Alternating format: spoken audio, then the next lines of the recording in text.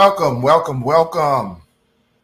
This is your boy Peanut Nola 504. Halito.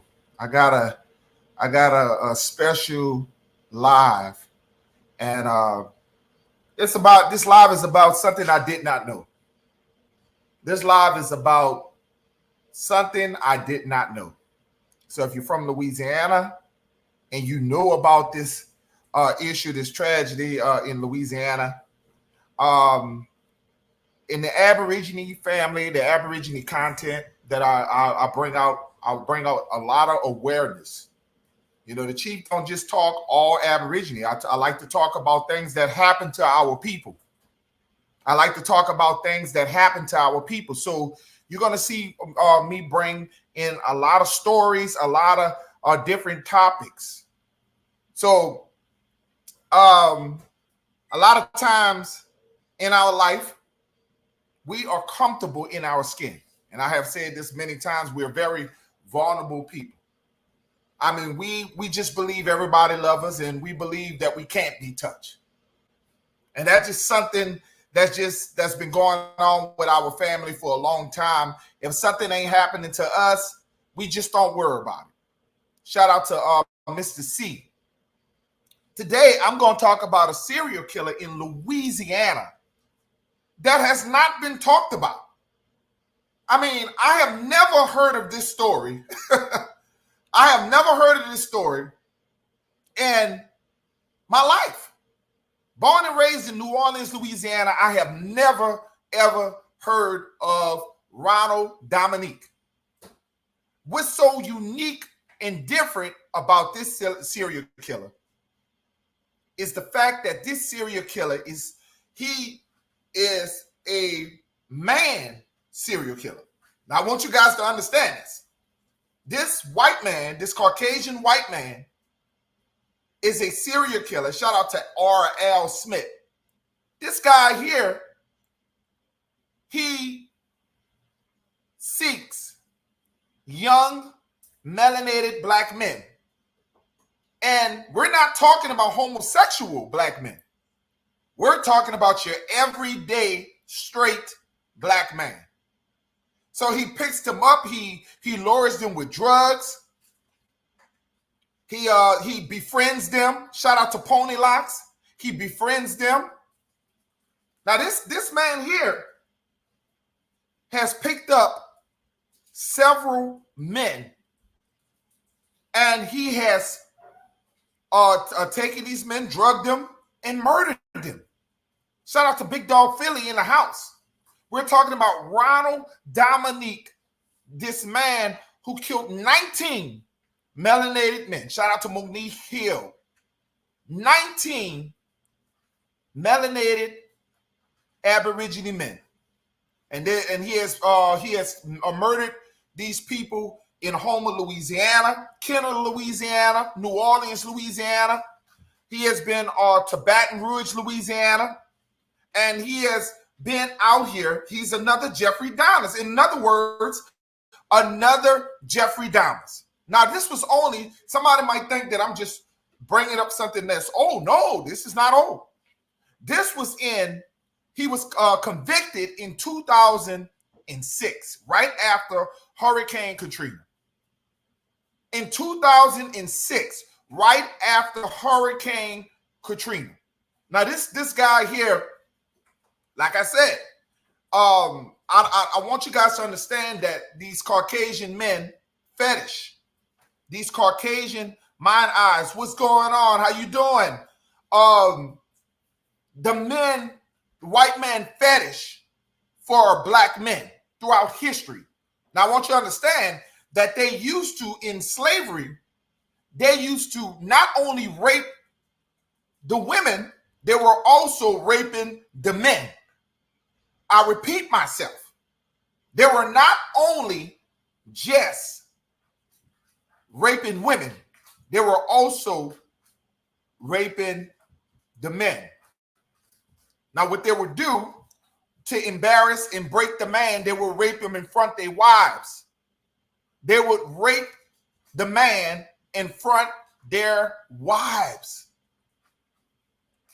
And they would break them. So it was butt breaking. So this story of, like I said, this guy here, we never heard this in all my life living in New Orleans, Louisiana. I never heard of such a thing. I have never heard of Ronald Dominique. How did he get under the rug? How did we not know about this guy? This guy raped 16-year-old boys. What he did was he got the young men on crack cocaine. He got them to smoke with him. He rapes from 16 to 40 years old. Now this happened, most of his victims was in Houma, Louisiana. Most of his victims was in Houma, Louisiana. They had a couple of victims in Kenner, Louisiana, in the suburbs of New Orleans, Louisiana. The man is born and raised from New Orleans, Louisiana. That this guy here has been out there, and I have never heard the news talk about this. You hear about women, a serial killer that was out there in Baton Rouge, Louisiana, who was raping women. It was a serial killer, and he was a black man. But they never talked about this guy. Give me 1 second.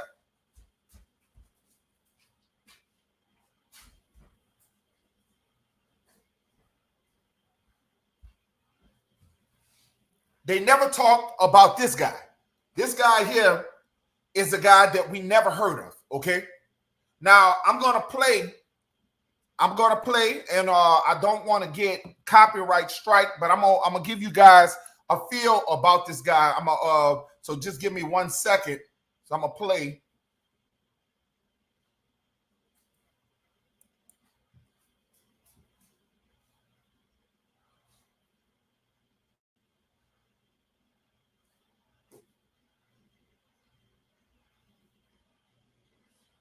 Dominique hit Christopher on the head with a heavy object, causing him to lose consciousness.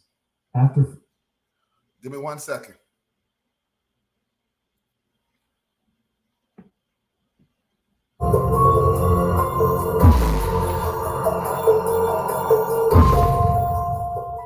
Ronald Joseph Dominique was born on January 9, 1964 in Thibodaux, Louisiana, the younger of two children born to poor laborer parents who lived in a trailer park located on the outskirts of the city. Because of his family's financial circumstances, Ronald lived out his childhood and adolescence in poverty, but still managed to attend the local Thibodaux High School, from which he graduated in 1983. During his school years, Dominique was known for his melancholic temperament, lack of communication skills, and weight problems, which, coupled with low self-esteem and poor health, made him the target of physical attacks by fellow students. Despite singing in the school choir, he was unpopular and considered a social outcast since he didn't play any sports, didn't do drugs or drink alcohol. Shortly before leaving school, Ronald discovered that he was gay and visited a local gay bar several times. However, some of his classmates had seen him there, resulting in harassment and accusations of homosexuality, which he vehemently denied. After leaving school, Dominique entered the Nichols State University, where he studied computer science. However, he quickly lost interest and dropped out in the mid-1980s. On June 12, 1985, Ronald was arrested on charges of sexual harassment committed via telephone, for which he had to pay a $75 fine. Because of his lack of education, he was forced to engage in low-skilled labor for the following years, and due to his disciplinary issues, he was frequently fired. Unwilling to keep a steady job for a long period of time, he survived by living off relatives and other people's income, most notably his mother and later older sister, living with each of them for a time. On May 15, 1994, he was arrested for drunk driving, but was again only fined for the offense. 2 years later, on August 25, 1996, Ronald was arrested for rape, based on testimony by his neighbors. According to them, a partially dressed young man jumped out of the window of Ronald's sister's house, where he lived at the time, and claimed that Dominique then molested and attempted to kill said young man. Dominique was arrested and his bail set at $100,000, but when the case was transferred to the court, the prosecutor's office was unable to locate the alleged victim or establish his identity, eventually resulting in the case's dismissal in November of that year. On February 10, 2002, Dominique was arrested yet again, this time for assaulting a woman in Terrebonne Parish during a Mardi Gras festival. Ronald claimed that the woman had hit a baby stroller in one of the parking lots due to her dangerous driving, after which he began an argument with her, demanding an apology. After the woman apologized, he punched her in the face. He was charged, but the case was later dropped, after an agreement of reconciliation was reached between him and the woman, with whom he had made amends. As a gay man, Dominique was unmarried and had no children, preferring to spend most of his free time in gay bars, often dressed as singer Patti LaBelle, of whom he was a great fan. However, due to various circumstances, he was unable to establish a serious relationship and was often looked down by the local gay community.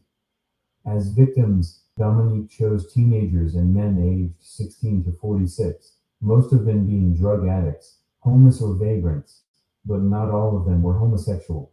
He would often meet them during walks or trips with his pickup truck, as well as in gay bars, luring them with offers of alcohol, drugs, and housing, but most prominently, a meeting with his supposed girlfriend, who would be willing to have sex with them for money. After successfully convincing a potential victim, Dominique would lure them to his trailer where he would overpower, tie them up, and subsequently force himself on them. According to the investigators, after he was finished having his way, Ronald finally strangled the victim, loading their bodies into the back of his truck and dumping them in rural areas of the 6 local parishes. The murders began in July 1997, with Ronald's first confirmed victim being a 19-year-old black man named David Mitchell, who was picked up by Dominique while hitchhiking from his grandmother's house to his own after attending a relative's birthday party. His body was found on July 14th in a ditch along a highway, near a wooded area in St. Charles Parish, 2 days after he was last seen. Forensic research showed that there was ditch water in David's lungs, and with no traces of physical trauma, drugs, or alcohol, his death was initially ruled as accidental drowning. However, Mitchell's father insisted that his son was an excellent swimmer and that he had been killed, since the water level was low and the fact that Mitchell's trousers had been lowered to his ankles when found. After Dominique's later confessions, the deceased's relatives denied that he was gay, drug addicted, or had financial troubles. Dominique's next 2 murders also took place in the St. Charles Parish.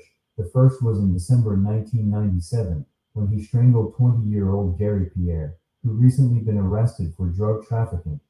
His body would later be found fully clothed, with no signs of physical trauma or drugs found in his system. The second killing occurred on July 31, 1998, when Ronald killed 38-year-old Larry Ransom, a drug-addicted vagrant. Ransom was the first victim subjected to bondage by Dominique. In early October 1998, Ronald met 27-year-old Oliver LeBanks in Metairie. After his arrest, he claimed that the drug-addicted LeBanks offered him sexual services in exchange for drug money, after which Dominique had sex with him, beat and strangled him. The victim's body was later dropped off on the outskirts of Metairie, where it was found on October 4th. During the autopsy, traces of Dominique's semen was found on Oliver's body. Relatives and friends of the murdered man later confirmed that LeBanks, a former drug addict and father of 5 children, had only recently resorted to leading a vagrant lifestyle after he had been fired from his job for using drugs again. Between October 1998 and August 1999, Ronald committed 5 more murders in Jefferson Parish. In October 1998, he met 16-year-old Joseph Brown in Kenner and lured him into his truck, ostensibly to buy crack cocaine from him. After sharing it together, Dominique attacked the teenager, beating him several times on the head with a blunt object and then strangling him with a plastic bag. Brown, who had been brought up by his grandmother, had recently been put on probation after serving a sentence for drug possession and distribution. A month later, 18-year-old Bruce Williams fell victim to Dominique in similar circumstances. In May 1999, Ronald was cruising around Kenner when he came across 21-year-old Manuel Reed, who offered to sell him drugs. Agreeing to the offer, Dominique led him into his truck, where he molested and then strangled Reed, later dumping his corpse in a dumpster in the city's industrial zone, about a mile from where Brown's body was found. Similar to LeBank's, semen traces were found which belonged to an unknown male. A month later, Dominique killed 21-year-old Angel Mejia, a hobo with past convictions for drug possession. At first, the killer tried to dump his corpse in a garbage container, but after discovering that it was full, he discarded it on the street. After examining the corpse, the coroner concluded that the victim had recently used drugs, and that he had been tied up with a rope prior to his untimely demise. While investigating the recent deaths, law enforcement established that Mejia, Brown, and Pierre all knew and lived in close proximity to each other. In late August, Dominique met 34-year-old drug addict Mitchell Johnson, offering him drugs in exchange for sexual favors. He then took Johnson to the forest outside Metairie, where he tied, raped, and strangled him. Mitchell's fully nude body was discovered on September 1st, with indications that his killer hadn't tied him up. In January 2000, Dominique claimed another victim, 23-year-old Michael Vincent, in Lafourche Parish. In early October, he became closely associated with 20-year-old Kenneth Randolph Jr., a thrice-prosecuted child molester who lived near him in the trailer park. Upon learning of his increased sex drive, Dominique lured Randolph into his trailer, telling him that a girl wanted to have sex with him there, and then attacked him, tying, molesting, and finally strangling him. The criminal then took the body to a field outside the city, where the partially naked remains with signs of bondage were found on October 6. On October 12, 2002, in the late evening, Dominique met 26-year-old Anoka Jones, a financially strained petty criminal, on the streets in Houma.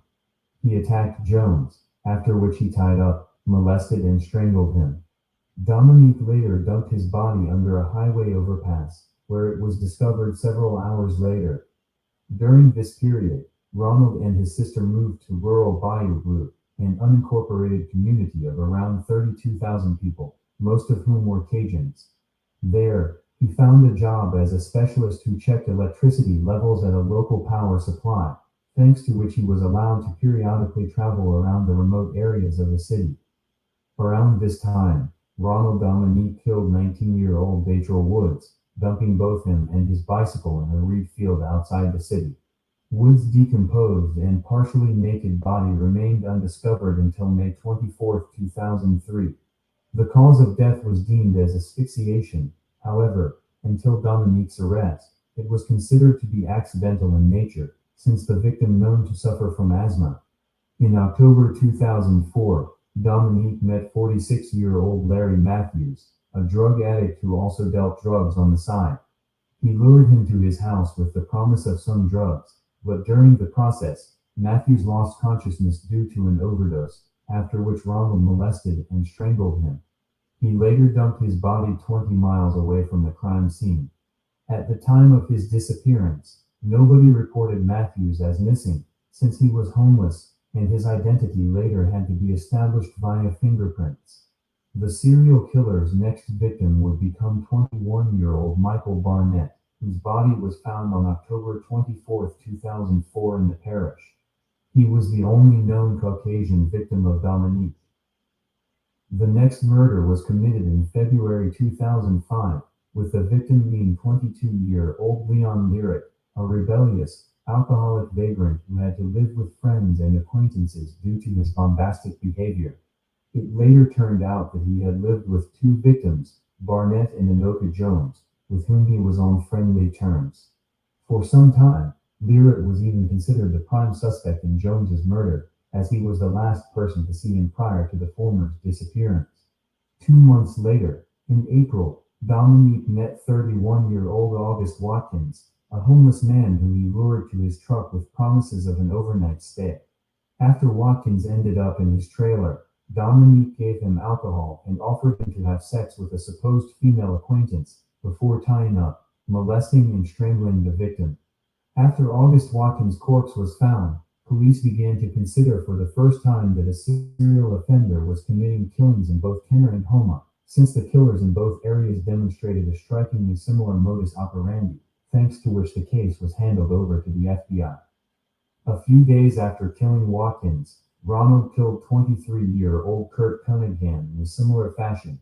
That same summer, he repeated his actions twice, killing 28-year-old Alonzo Hogan in St. Charles Parish and 17-year-old Wayne Smith in Terrebonne Parish, burning them both under the pretense of them having sex with one of his female friends. Unlike the previous victims, Hogan and Smith had no prior criminal convictions and weren't known to use drugs. Hogan had been molested by Dominique pre-mortem, while no traces of semen were found on Smith's corpse, since his body had been disposed of in a canal, where it severely decomposed only a few days later. In September 2005, Dominique murdered 40-year-old Chris Deville, who was trying to hitchhike out of Napoleonville after the devastation caused by Hurricane Katrina. Ronald later dumped his corpse in a reed field, where it was eaten by rodents over the next few weeks. DeVille's skeletal remains were later discovered in October and identified by relatives, only thanks to ID cards and other personal belongings left beside the body. In late November, Dominique killed 21-year-old Nicholas Pellegrin, a drug addict, in LaForce Parish. During the investigation into his death, Pellegrin's relatives told the police that shortly before his death, the deceased man borrowed $400 from local drug dealers and had missed the payment date, after which he began to receive death threats. Therefore, prior to Dominique's capture, Pellegrin's death was wrongfully thought to be drug-related. The last confirmed victim was 27-year-old Christopher Sutterfield. Like most of Dominique's victims, Sutterfield had an extensive criminal dossier, having been prosecuted for theft, drug possession, assisting in juvenile delinquency, violation of public order and aggravated assault, for which he served a 2-year prison sentence and was later left without a fixed abode. A bisexual, he had met Ronald in the summer of 2006, after which the two began dating. On October 14th, while on a date together in Iberville Parish, Dominique hit Christopher on the head with a heavy object, causing him to lose consciousness. After finding Sutterfield's body, police interviewed relatives, friends and acquaintances, all of whom confirmed that they had last seen him with a man driving a black SUV, but were unable to describe the companion's appearance.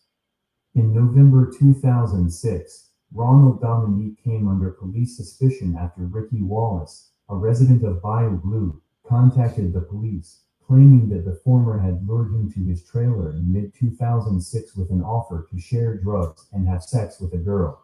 After Wallace entered the trailer, according to his testimony, Ronald tried to convince him that his girlfriend enjoyed bondage, offering to tie Wallace up. Ricky refused, and soon after, he was allowed to leave. His testimony was questioned at first because he was a drug addict and had repeatedly lied in the past, but nevertheless, Dominique was detained and interrogated by the police. While he was held at the station, he was asked to donate a blood sample, to which he agreed. Over the next week, DNA testing matched Dominique's profile with that of the elusive killer who had left behind semen traces on the bodies of Oliver LeBancs and Manuel Reed, resulting in an arrest warrant. On December 1st, 2006, Ronald was arrested at a homeless shelter. After said arrest, he told the police that he knew it was a matter of time before he was captured, and so, he moved out of his sister's house in order not to inconvenience her. Once at the police station where he faced murder charges, Dominique expressed his desire to cooperate with investigators, readily confessing to 23 murders, describing them in details only known to the officers. As a result, new charges were brought.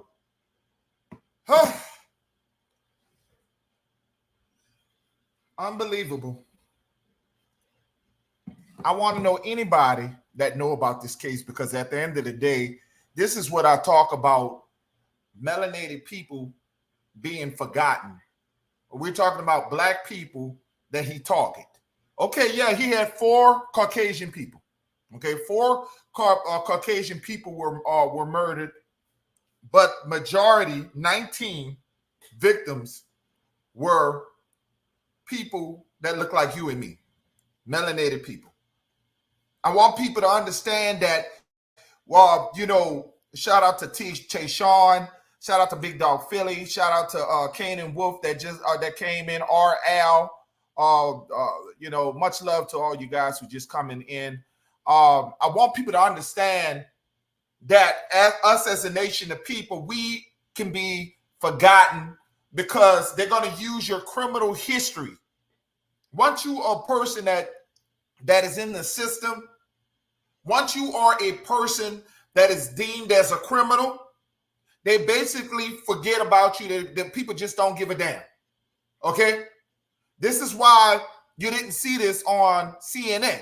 This is why you didn't see this on national media stage, Fox News. You didn't hear about this. I've never heard of this. I want you to understand, if this was a bunch of white men, more than just 4 white men, this would have been heard of. Now, this guy was like another Jeffrey Dahmer. This was some crazy shit. Them being in the house, we got rainstorm. I want people to understand that they don't give a damn when it comes down to our people. I mean, this man was seeking and looking, riding around in broad daylight, nighttime, looking for weak, melanated men. And he was luring them with drugs. He would lure them with so many things. Shout out to Damian Washington, my brother from Aberson. I want people to understand that the way he did it, yeah, and money. And also money. My wife had to make me realize that he was also luring them with money. He was buying these young men. So a lot of these young men who being forgotten in the system, a lot of these young men who don't have a voice out there, who parents and family who pretty much abandoned them, pretty much don't give a damn. Because when you talk about 16 years old, 18, 20 years old, 25, all the way up to 46 years old, these was the target of this serial killer. And she said, yes, it would have to.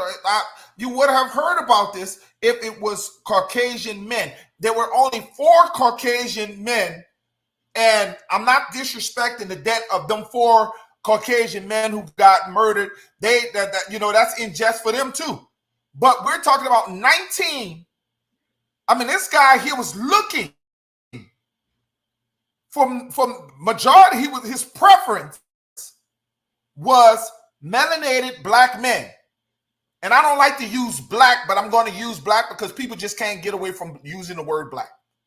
I want people to understand that these people, that this man, this Neanderthal animal was out here. We always talk about protect the women. Shout out to Johnny. We always talk about protect our women, and we supposed to protect our women. But I think what slips under the rug is the men that are being taken advantage of in this country that people don't talk about. And you wonder why some of these young men are what they are today. Some of them been touched when they were young. But this guy was not just touching them. He was taking these guys, taking advantage of these men. What he was doing was drugging these men. These men was not co-signing to homosexual sex. He drugged these men. He tied these men up. He even told men that they could do a threesome with a woman. And he would sneak behind and he would strangle them to death. If some people say, well, he wouldn't have done that to me. I'm a big man. He wouldn't have done that to me. Let me tell you something. That guy was like 300 pounds. And it's obvious he was going after strong, weaker men, yes. But I want you guys to understand that people, you can't take people for granted on the size of a person. People can take advantage of you. It doesn't matter what size. If somebody knock you in the head, somebody do something to you, anybody can be taken advantage of. It doesn't matter the size, how big you is. Your ego makes you so think that you can't be touched.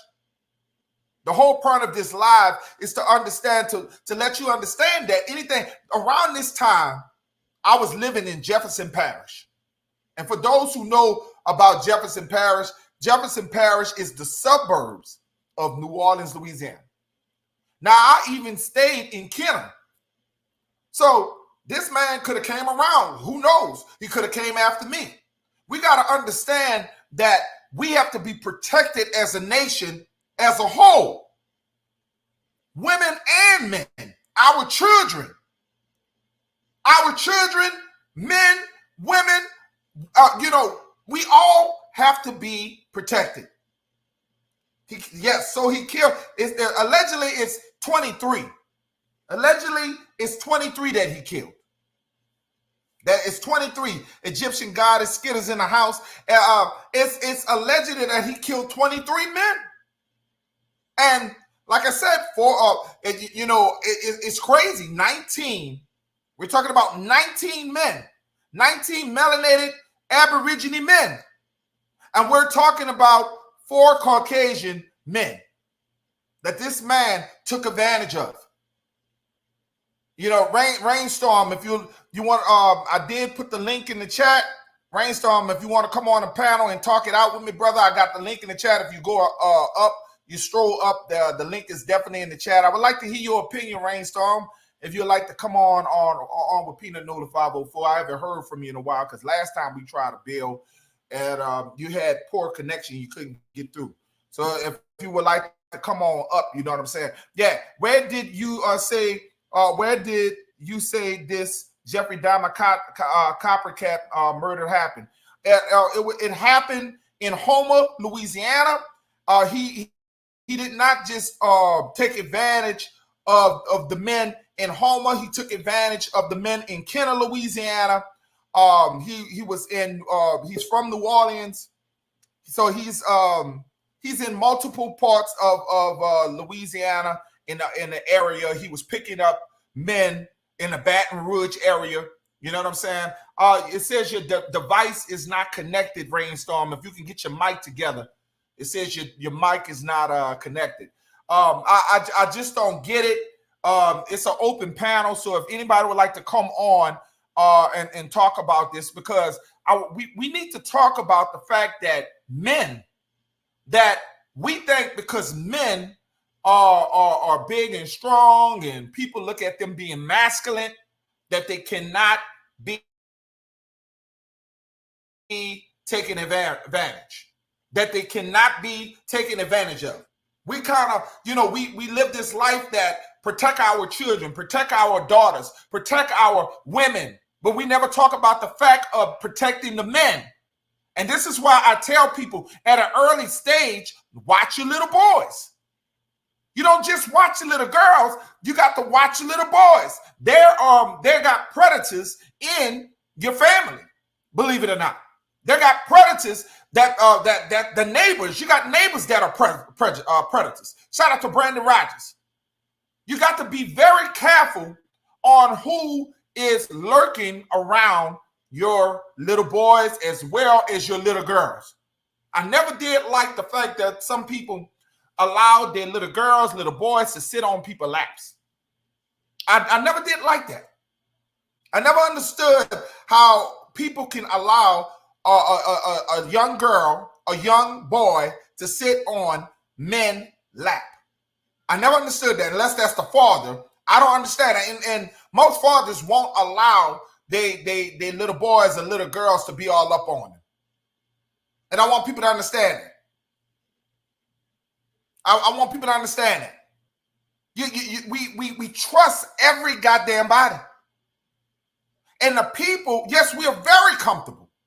We're too comfortable in this day and age where people don't love you. They don't give a damn. They want to kill you. And like I told you, every day there's a melanated black man out there, an Aborigine man that's out there that's dying every day. Every day. Every day. We got Tayshawn in the house. What's up, T? What's good, bro? Can you hear me? Yeah, I can hear you. Yeah, I was just this is a crazy topic going on. I didn't hear about this on the news, man. So I'm just watching and I'm like, wow, like what It's the fuck? unbelievable. It's unbelievable. Do you understand that that I feel so bad as being a man, the fact that they just don't care about melanated men. They don't care about us, man. It's either they drugging us, they're putting drugs in our community. This is why we don't have fathers. This is why we don't have community leaders, real men to stand up in our communities, because half of them being taken advantage of, half of them being raped, murdered, killed, on drugs. They gone. And this is America. This is the government. This is why we are not America. Turtle Island people are not a part of the system, a part of America. These people have been doing this to our people for a very long time, and it's been slipped under the rug. We always hear about women being raped, and even when our women being raped, we don't hear the outcry as much as you see Molly. When Molly gets raped, when something happens to Molly, and I don't wish nothing bad on Molly, but goddamn. Yeah, and this shit happens. This shit happens more than people think in our community, man. Cause I got people back home around my age, men around my age, and I've been getting people to open up to me since I've been quote unquote awakening, and I be shocked to hear stories of these men say, yeah, my uncle touched me when I was younger, and this and that. I'm just sitting there with my mouth open, like, what the fuck? Like, seriously? Wow. And and people they're not gonna talk about it, and when they don't talk about it and open up and vent, they end up like R. Kelly. Like, I truly believe R. Kelly was touched as a child. Yeah. They damage. Yeah. They damage. You gotta understand, when you've been molested as a child, you've been raped or something happened, these are damaged folks. And apparently something happened to the white boy where he has a fetish for having sex with men. So these are things that people are not born with. These are taught things. People are being raped as a young child. This is why I got mad with Dwayne Wade. The fact that he can go around and say that his son is a transgender. Well, when you sit there and you state stuff like that, when a child is only 12 years old, a child should not be thinking about a sexual or anything about sex. They shouldn't be thinking in that manner. They're supposed to be playing toys and messing around. Shout out to the telepath. I want people to understand that nobody should. When we were young, bro, at 12 and 13, we were playing G.I. Joe. We were watching He-Man. We wasn't being pushed on a level to be grown. And my wife was telling me a while back, this story that she was watching on Life, where this young boy wanted to be a girl, and his parents allowed at 8 years old for him to remove his body, or his body part. And if I'm mistaken the age. Really? But now to this day, he wants to be a boy again. Now he's in his 20s and he wants to be a boy again. And it's too late. You done chopped it off now. Wow. You see that bill? I'm sorry, bro. Go ahead. Go ahead, T. No, you go ahead. I'm just running. I get passionate. I just be talking. Go ahead. I was gonna say, did you see that bill? A bill or something they trying to pass. The Democrats, they want to pass to where kids could start taking medicine or start getting surgery to get their parts removed if they want to. I got the screenshot of it. I had to post it on my Instagram. Yeah, it's pretty fucked up.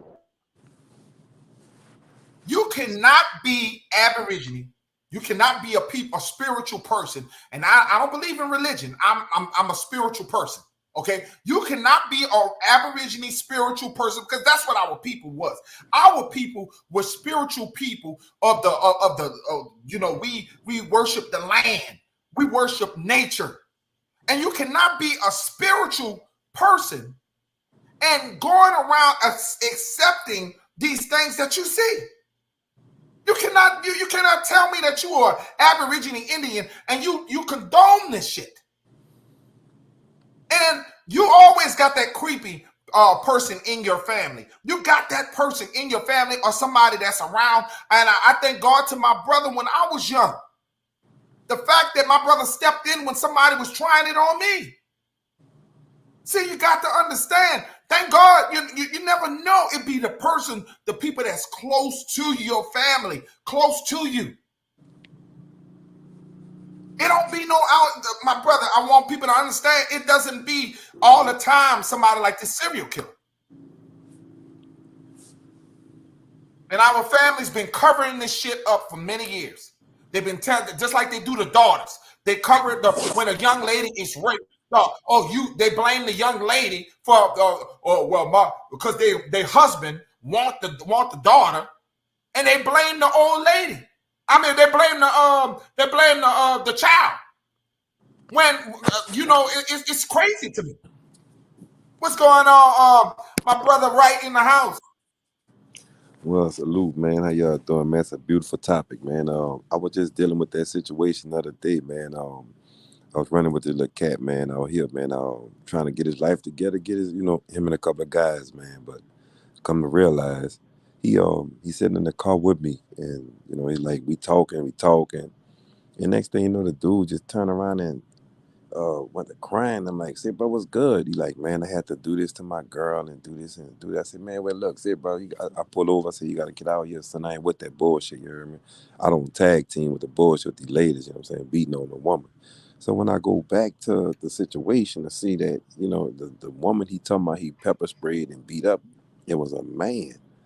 So I said, say, bro, you meant to tell me, you been hanging with me this long, my nigga, and you went to tell me this is what you doing, you into? Man, I said, bro, I don't know other way to be. I said, how old you is, bro? You in your 20s? Yeah, man, but this what I do, bro. I said, well, who introduced, man? I said, bro, my mama put me out at a certain age, and, it's so many young black What? boys. You know what I'm saying? Yeah, his mom put him out at a young age. They got these websites up for these homosexuals, and, they out handing out candy, they handing out money, and these dudes don't have a place to stay. They need food. So these dudes are running up on these web pages looking for, and these homosexuals, they know. So they out here, in the cars, pulling up on you, they might look like they got a top or shirt on, but once they pull up on you, get up to the car like, hey, bro, what's your problem? What you looking at? And you'll have just a top on, and the bottom will be nothing to be on the bottom, and they'll just pull off. And I'll be like, I'll try and get the license plate to the car, but it be paper plates on the motherfucker.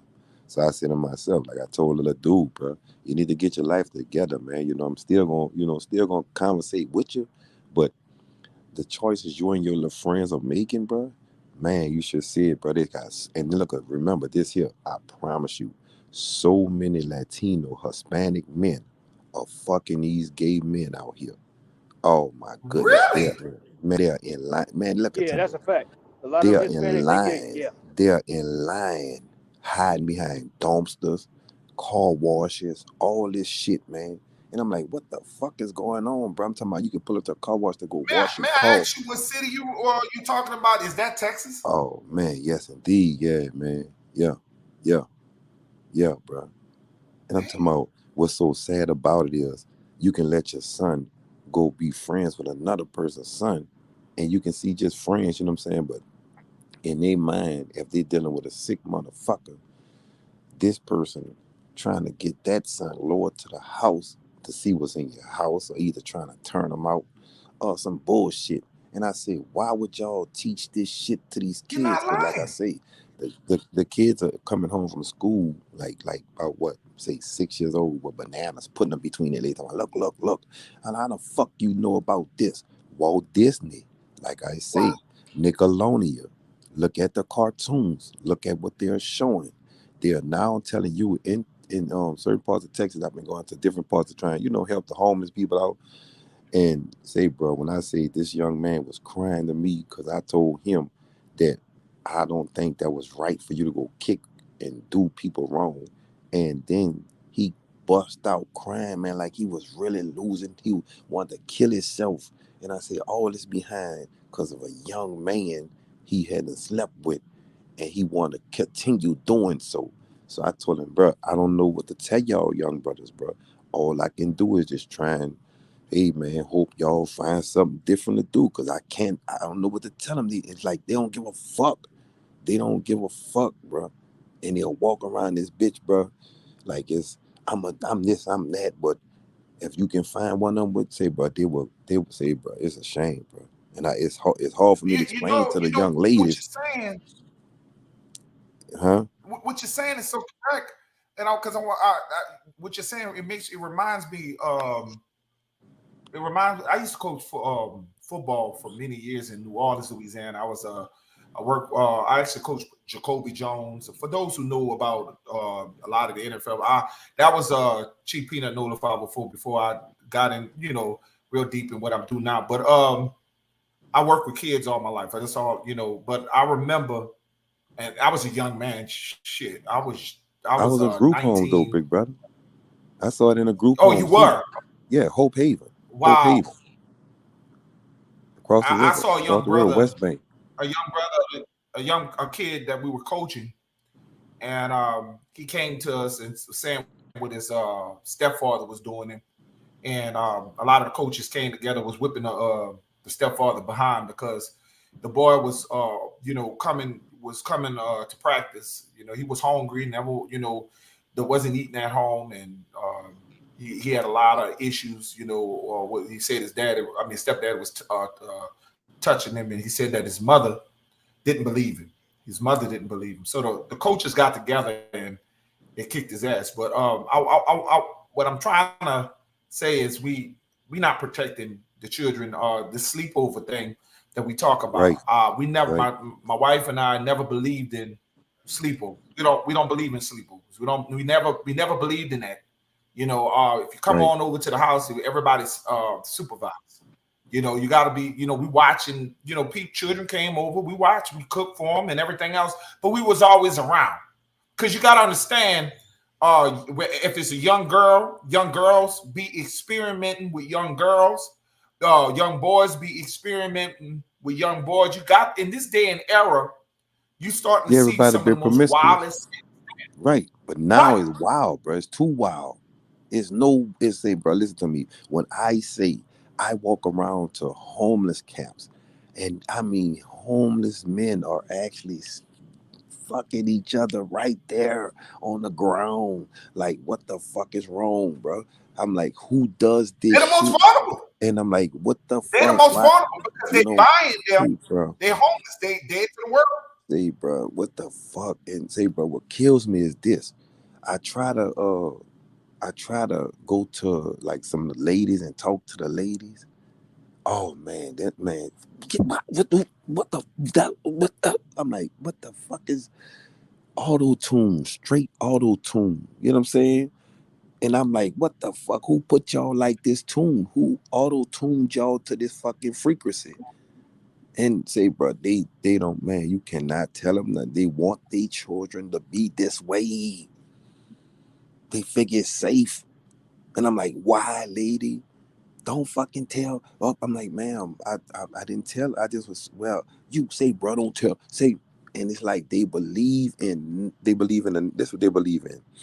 If you from Louisiana, you come here, you trespassing. You trying to take away from them helping they whites. That's what some of them believe here. They say, bro, they really believe that you're coming here to take away from them when they want to help their whites. I guarantee it. And it's so sad. Now, let me ask you a question. What you think about this dude Ronald Dominique and his fetish for black men? I was trying to say, bro, when Katrina was happening, I got put out of the arena of the Reliance Center trying to alert people to these flyers that I was passing out to be alerted of what they was Really? doing inside of the showers Really? at some of these camps. They put me out of Reliance Center because like I told everybody, these people want to give up at least 200 to 195 to $65,000 checks to each and every last one of us. But they knew that if you would have gave them that, they probably would have found out that the land didn't belong to them, and they made it this crisis, you know what I'm saying, to get them to come over there in New Orleans to steal gold and all that other shit and pretend that they was helping. But they gave them FEMA checks at the same time. They were supposed to give them that whole check. So what they did was give them a little taste. They went out there and brought chirp phones and Nikes and Jordans. So they said, see, this is what we want. That's how we want it. So they made the people from Texas feel like we were coming to take over some bullshit. Then these people were the same people like us, thinking we trying to override their cities or their, curriculum and everything. So I'm like, hold up, y'all, it's a game they're playing. They said, well, how they gonna give us that much? I said, listen to me.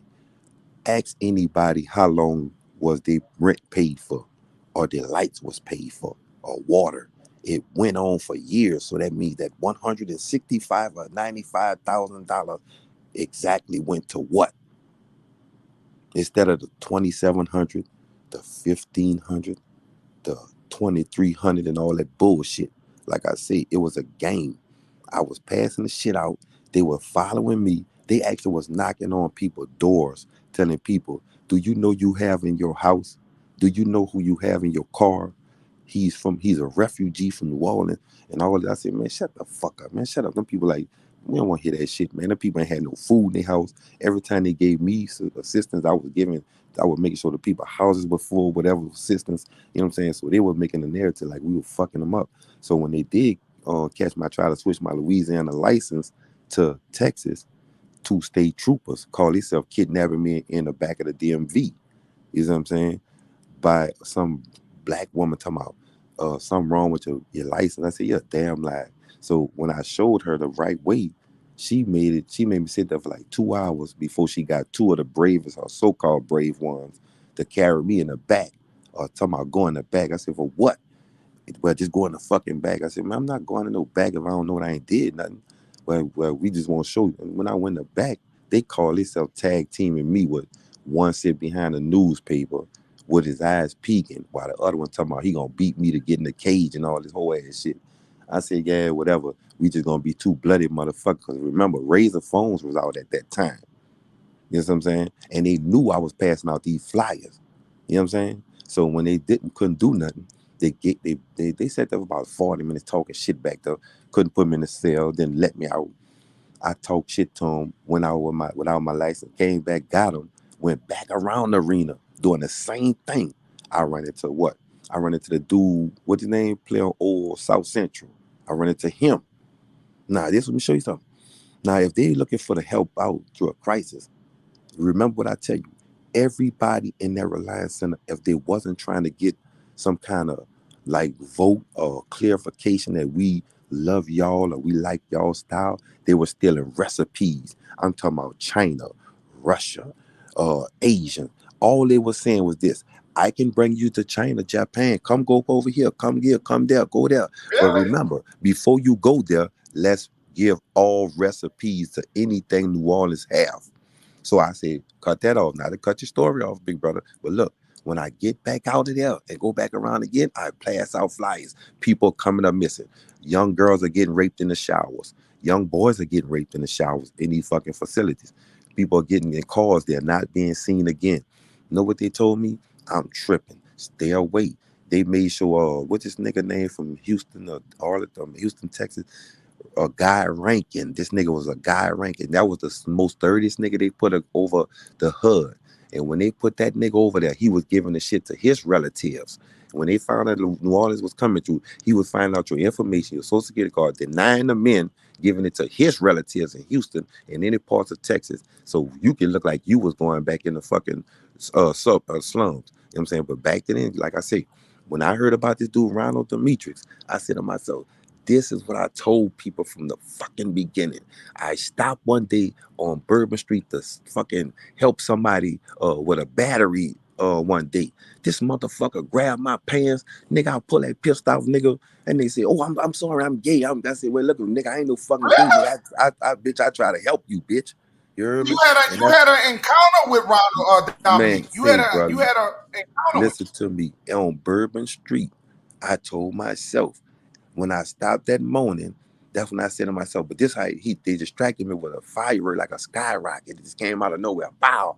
I look, I said, where the fuck that came from? Next thing I look around, this nigga got his hood. I was talking about, say, bro, you think you can help me with the battery? So I'm over there trying to help you. And when I reached to go for the battery, this nigga reached for my dick. I'm like, oh, what the fuck wrong with you, nigga? Get the fuck out. I'll kill you out here, bitch. You know what I'm saying? When the nigga hurry up and slam the fucking hood, say, bro, right now, I'm gay. Don't. I said, bitch, don't, this New Orleans, nigga, bust your fucking face open, boy. What's wrong with you? The nigga got in the car, ain't waste no time. I'm looking for where the fire record went, and it's also trying to get the plate, but this nigga pull off red every stop sign. And I promise you that day, I told him, when Katrina happened, this motherfucking city is under surveillance of some pedophile bestiality shit. So he did. Let's take this back. He was arrested in 2006. So Yeah, he was doing a lot of but he was hiding. He was damage hiding. was in He was going to the 2005. clubs. He was in. Listen, check out our club scenes, big brother. Check out our scenes. I'm talking about check out our club scenes. Check out our second lines. These Right. people are using that for to be writing their autobiography on how to get us and fuck over us. And we just let them right in by smiling and letting them drink with us. You know what I'm saying? Come around. And at the same time, like I told you, once they get around, all it takes is one auntie or one uncle to say, oh, he cool. Next thing you know, look what the fuck happened. You see what I'm saying? That's what I keep telling everybody. That's why I be telling them now. I don't let the boys go nowhere by themselves. The young girls who get their brand new cars, you have to watch what they're doing because they will try and tell you anything just to go anywhere. And when something happens, then the friends will not help your ass cover your child. They will not help you. Damn. And I'm seeing it, bro. That's why I say this is a beautiful topic. And I want to see why nobody else is on this topic saying the same thing that I'm saying on the streets of trying to help people I'm starting to believe. financially. Get into it, big brother. I'm starting. I'm starting to believe that a lot of people who don't, it's certain. Now, if I was coming with drama and we talked to, and I come up with guys, if I come up with gossip and drama, and if I was attacking another Aborigine brother, then we'll have 200 something people in the chat. We'll have, when I sit here and come with and stuff that goes on, the things that goes on in our everyday life, and when I try to cover issues, that's why I do these type of things, brother, because it's not about the views, it's not about the people for me, it's about the people. If I can only get 5 or 6 people to come listen, I'm cool with that. I really don't care, because see, a lot of people, I'm not going to sit here and get into content to make up stuff just to get people to come listen to my content. I'm here for the truth. I'm here to help our people, how we can turn around things, how we can avoid dying. Okay, how we can avoid dying, because this is happening. Believe it or not, serious right topic, underneath it's happening in New Orleans. It's happening in Atlanta. If it's because it's happening in San Francisco, it's happening in New York, it's happening in Philly, it's happening everywhere from the south to the top, Detroit. It's going on. When we wondering how our people are being, how they just end up dead. We don't know where they're at. We just figure out, some of these people are floating in the rivers. We don't know, and they're gonna put drugs. You notice when people of color die, the first thing they want to talk about is their background. Like that. I was just talking about this when I did the live about the young man who died for the football player who died, Dwayne Haskins. Dwayne Haskins. I was just talking about how the first thing that they want to talk, this man died, and the first thing that the white man started talking about is his unperformance in playing football, how he was a bust. And it's the same thing that has to do when our people die in the streets. Oh, they just can't. If the police kill us, well, you know he was a 5-time criminal. Or his background. They don't value our life. Shout out to X8. I think X8. Shout out. They don't value our life. They don't give a damn. And people don't understand these things. I'm sitting here talking about the black man, and and nobody cares. Only 22 people in the chat. Yesterday, when I talked about Dwayne Haskins, we had over I had 100 something people in the chat. And the only reason why because that was breaking news. Because I happened to break the news. But when we talk about the life and the lives of our people, it's not sexy for them. Even our people don't give a damn. Our people don't give a damn about us unless it happens to their family. That's when they're going to get it. They give a damn. When it happens to somebody they know. I'm gonna tell you something now, though, Chief. I'm gonna tell you something now, bro. By a lot of people ignoring the fact that they're teaching and they programming these people this way, underage people to be this way, to be out here faster than what they're supposed to be. All they do is just bring drama. You can see it all over the internet. You can see it on any internet website that you put it on. And all I say is just somebody gonna have to take some discipline, accountability for it. Because right now, I heard that they put 11,000. Like a couple of months ago, 11,000 pedophiles was released. You see what I'm saying? Wow. Due to some technicality. I thought y'all read about that. I think I gotta find my paper on that. And I've been saying to myself, man, where did they put these people? Because remember, this system is down, bro. People, whether they believe it or not, well, you remember Bobby Jindal. You do remember Bobby Jindal, right? Right. Who? You remember Bobby Jindal. Bobby Jindal. Bobby Jindal, when Bobby Jindal was governor of Louisiana. Yeah, the garbage motherfucker. Yeah, that's the Arab. That's the Arab governor. Yeah, I know. I know you talking about that. Yeah, the same motherfucker that's coming over here now. He closed down. Yeah, he closed down all the mental facilities. He's the guy that closed down everything that had to do with mental health. He closed everything. He defunded everything that was helping people. That's why you see most of the people under the bridges. You don't see them. They lost a lot of them people. That's why I don't root for Democrat or Republican. They have failed our people multiple times. Shout out to Wilmore Reed. They have failed our people multiple times. We got to get away from Democrat and Republicans, from Jim Crow to KKK. But check it out, big brother. This is where we got to start at. Today is Sunday. How many brown skinned or black hair women right now, grandmothers and mothers or aunties or sisters and cousins, right now dressing their kids to run up in that damn church and get Satanism up, and they come out there and think they did something for themselves. Go get Satanism up and come out of there thinking that they did. I mean, work spells all around each other.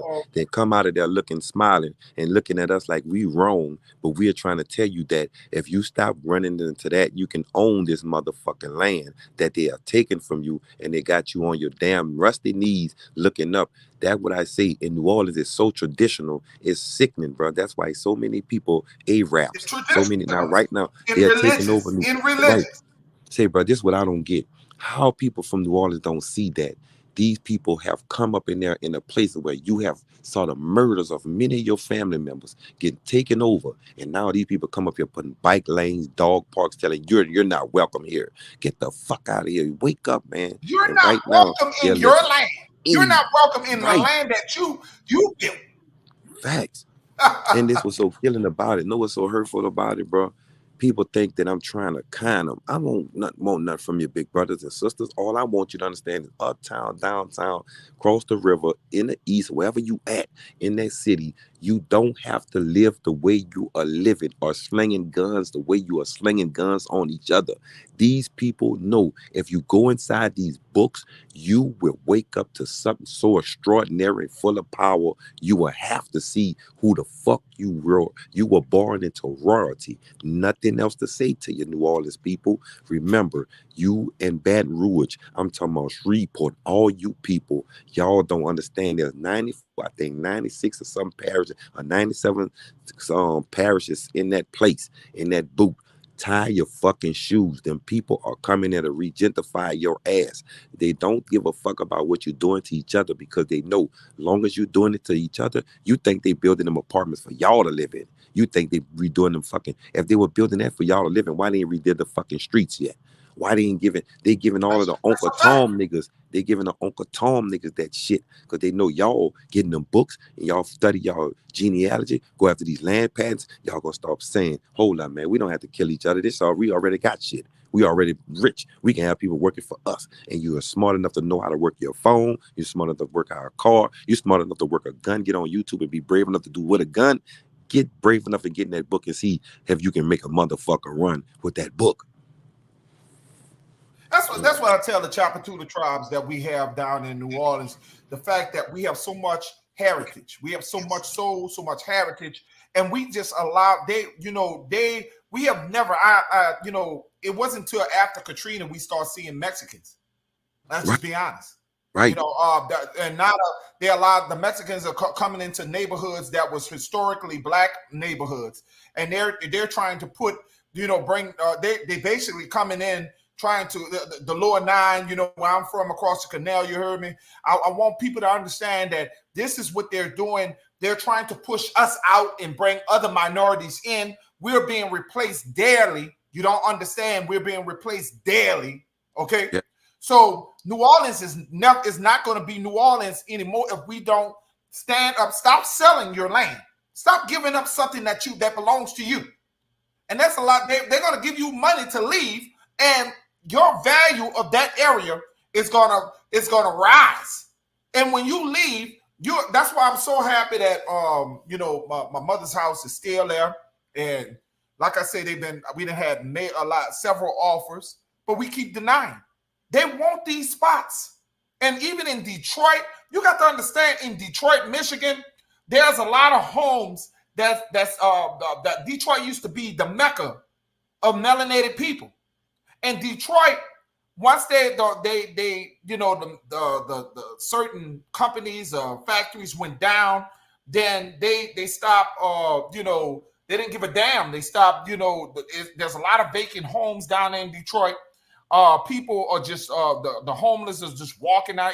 Detroit is a mess, But and yeah, them homes can be turned around for people who need.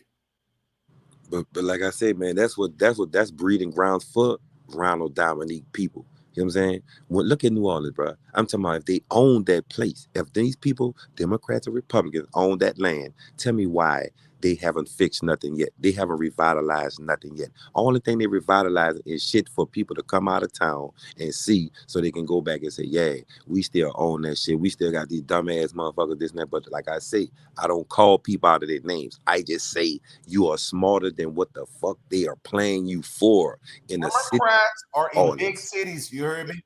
Democrat parties are all in the big cities, and when you see majority of the most worst, poverty cities are ran by Democrats. That's a fact. Okay, Fact. that is. I'm not making this up. You do the research. You go see the majority of cities that are ran by Democrats are poverty areas. And And we sold or the problem is what I heard on AP channel that we're talking about reparations and stuff like that. When we think about them, they ain't giving you no reparation. They're gonna give you more Martin Luther King streets. They're yeah, gonna give you more. They're gonna give you more statues see, man, because you like I don't say, demand for nothing. You walking around calling yourself black. and remember this here. They got a guy in China. I'm trying to find this guy's name. He owns the patent to African American. So every time you sign your name on the application to African American, he gets paid for that. You see what I'm saying? So like I tell everybody, You can keep talking about, well, I'm gonna be black. Okay, that's you. But let the ones who don't want to become that remember, you can change it. But back to your topic again with this Dominique situation, big brother. Say, bro, Right. don't you think if they have somebody like that out there now, there's many more out here? There's many more. There's many more out There's here. many. He ain't the only one, man. Right, and there's many more, big Yes. brother, but they trying to make it look like, okay, we gonna give y'all this one.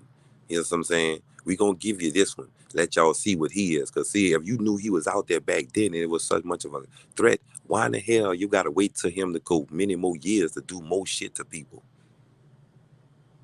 If you knew it. You know what I'm saying? That's why I say the system, bro. That's why I don't trust the system. I tell you, I done seen many dudes. I done fought with many dudes and try to keep dudes from being raped in jail and all that shit.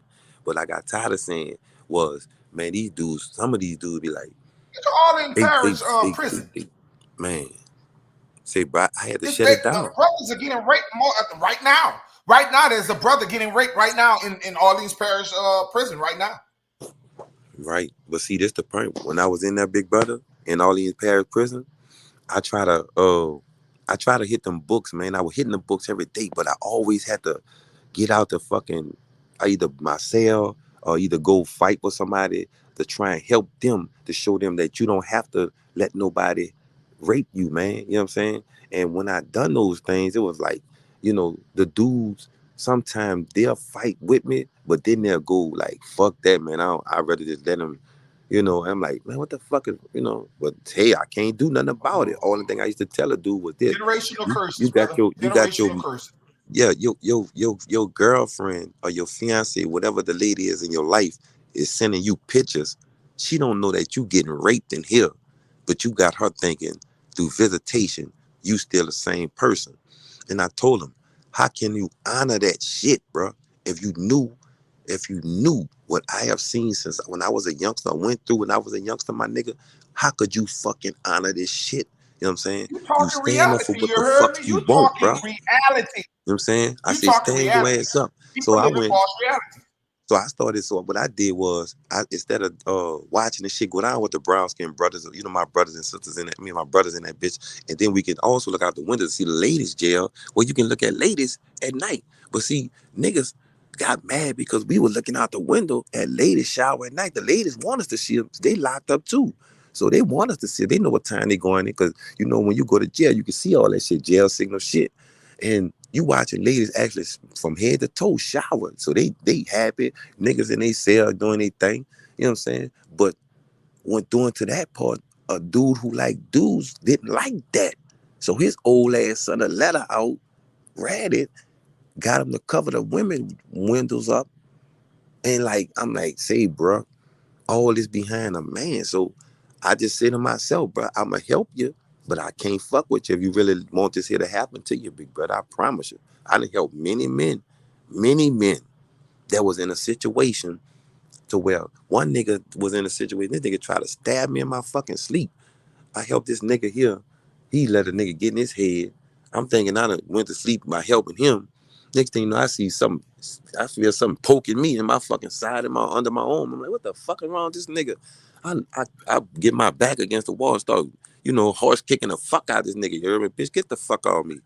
Once I got out, I chased this nigga around that bitch and beat him with them fucking mop sticks. I'm like, what the fuck is wrong with you, son? I helped you, nigga. I helped your ass. You know what I'm saying? Man, them niggas told me man, I threw that nigga off the fucking tail. Get the Shout fuck out to around me. Brian. Shout out to Brian. You know what I'm saying? Like I say, bro, I done helped many people. That's why so many people know me as the person I am. Because I want you to be the man your daughter will respect or your son will respect when they grow up. You know what I'm saying? And when I seen dudes do this shit, see, that's the reason why they were taking the M&Ms off the store list, because they had blue M&Ms. They were painting niggas' face with the blue cheeks and the red eyelashes before visitation, and put the gray jogging pants on, slick his hair with the Vaseline, and make the nigga go up there, you know what I'm saying, with the fucking jogging pants all in his ass. Like, you know what I'm saying? I'm like, what the fuck is wrong with you niggas, man? You know what I'm saying? But then what made me really stop, big brother, was when I seen a gun inside of a jail. I said, I'm done. I'm done. A gun in jail, bro. Tell A the gun in audience jail. who you are.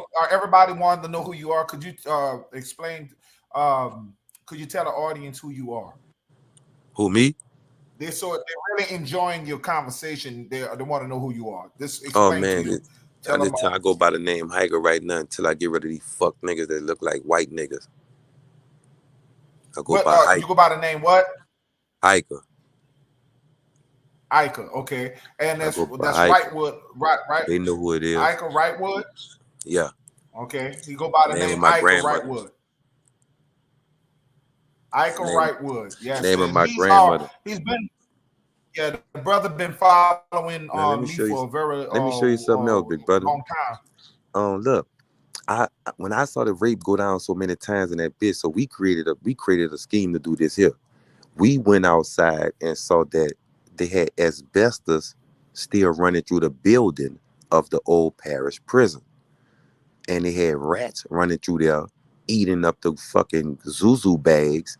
Like fuck it, you know what I'm saying? So, we decided to say fuck it. Whatever we see in here that look it ain't supposed to be in here, we gon' before they serve us breakfast, we gonna take it and send it to the health department. So what I started doing, me Right, and about two more other guys, we started scraping off the asbestos, putting it in plastic bags, sending it out with dead rats or live rats, however you want to get it there. We want to send it. That's the reason why they changed the mail-in route in the parish system of CCC HOD OPP, because we were sending out shit that was trying to shut that Eddie Jordan bitch ass down, you heard me? With all that fake ass, right, he trying to save the city shit. You know what I'm saying? So when we went to send it to the health department, we got the lawsuit, the class action lawsuit went through. These conniving motherfuckers shouldn't share 40 dick eating ass. You heard me? yes. I Him, remember a lawsuit from Sheriff Porter. yeah, it was Matter of many fact, of I them. was a part of that lawsuit. Yeah, it was many of them when that For motherfucker I was had in there. public drunken. Right. So Right. what it was, like We I all tell had like everybody, he started because feeding they people. were. Go ahead, big brother. No, I was talking about Sheriff Fody. For those who don't know, he was a corrupted sheriff in Share. New Orleans, Louisiana, and Fody was sued. He was actually sued. A lot of people because they were strip search you illegally, make you take off your clothes for misdemeanor charges, and he had that was illegal in New Orleans to actually put touch put their thing. I mean, basically cavity checked in people, and so they got sued for that. So there's a very very corrupted Yeah, but regime he over there. also He's gone now. But he go ahead, brother. also he but check this out. He also used to get drunk and vehicular homicides be his shit. And they'll just bring him in the front door, let him go sleep it off, and let walk right out the door. You see what I'm saying? Like I told you, Wow.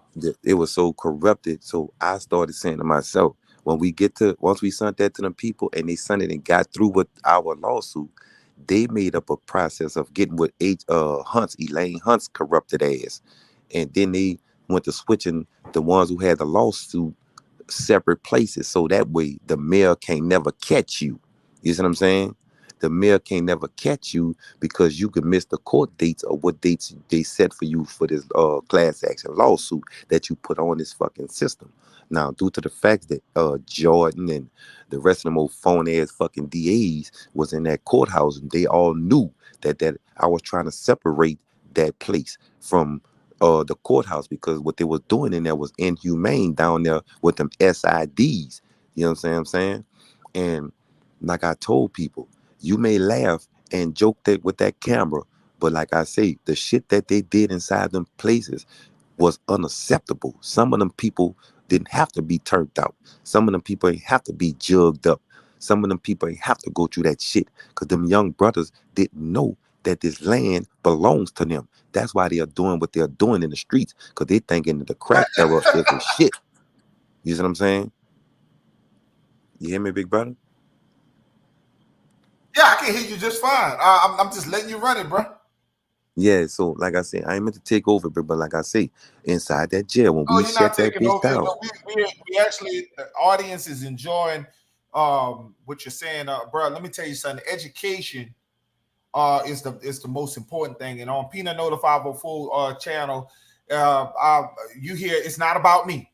I want people to understand I don't have the ego to be sitting here no, it's about our people, and you're educating. So we need more education. So keep running it, brother. Right.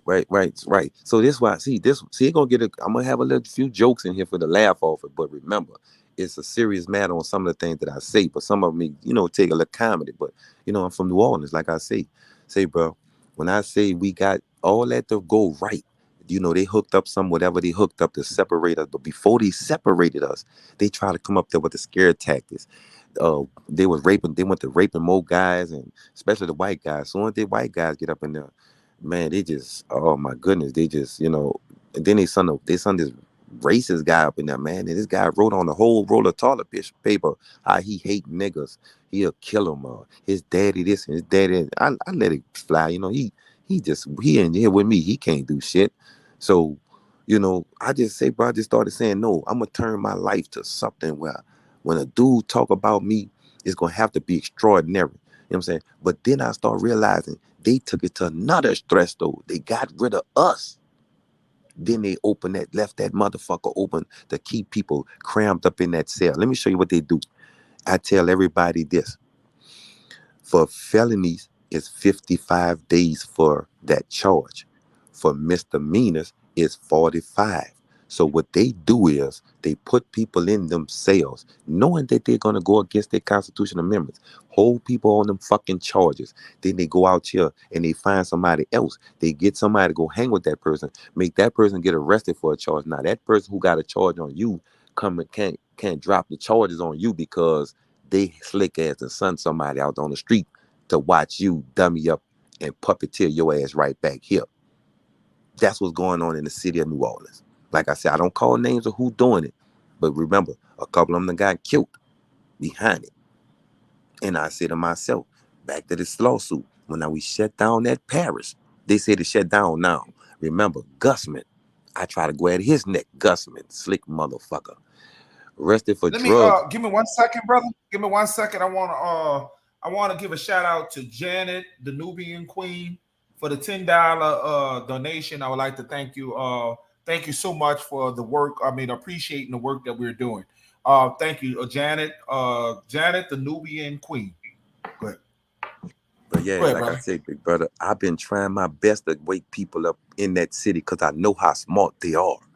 But remember, when they fall for something, they fall hard. You heard me? They fall hard. And traditional ways has got so many of them blind.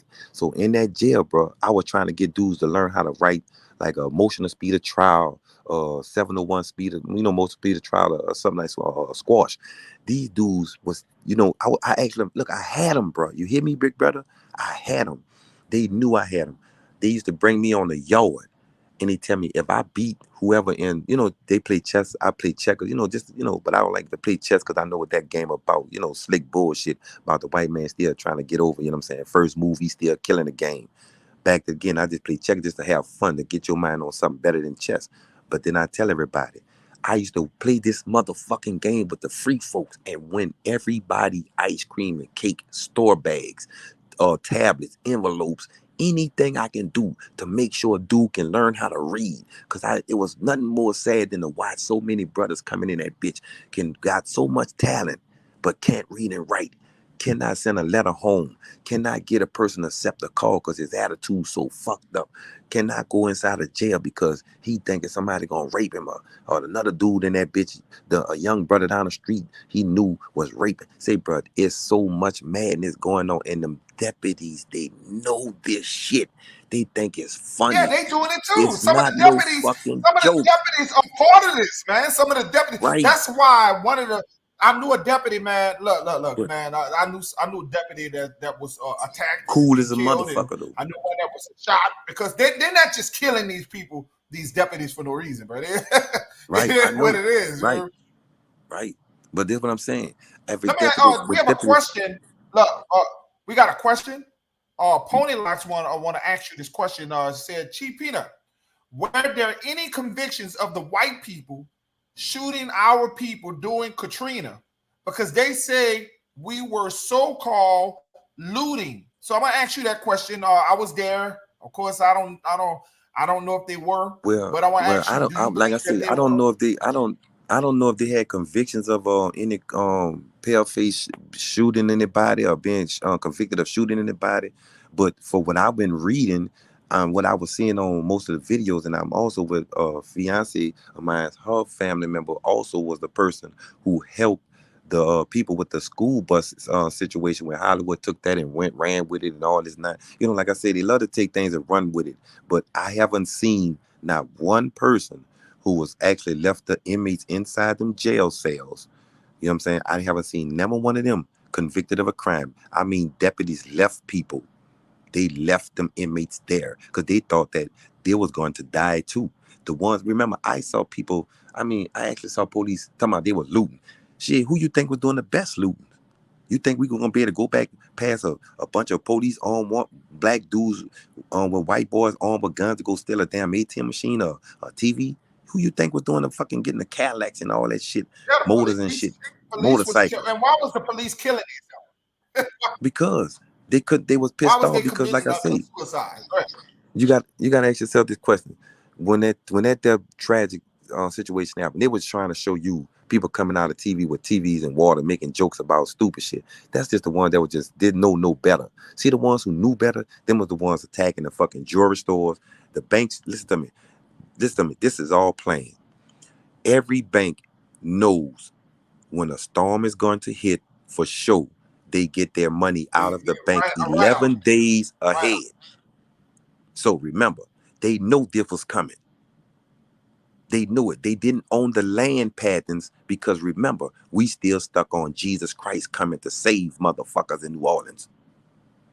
These people don't have the land patent, so they are fooling you with Greater St. Stephen churches and all these niggas around here with these stupid Paul ass gowns on, wearing these dumb ass crosses on their neck. Remember, if they believe into it, why is the judicial system on Tulane and Broad is responsible for so much of this motherfucking child trafficking shit that's going on in these jail cells?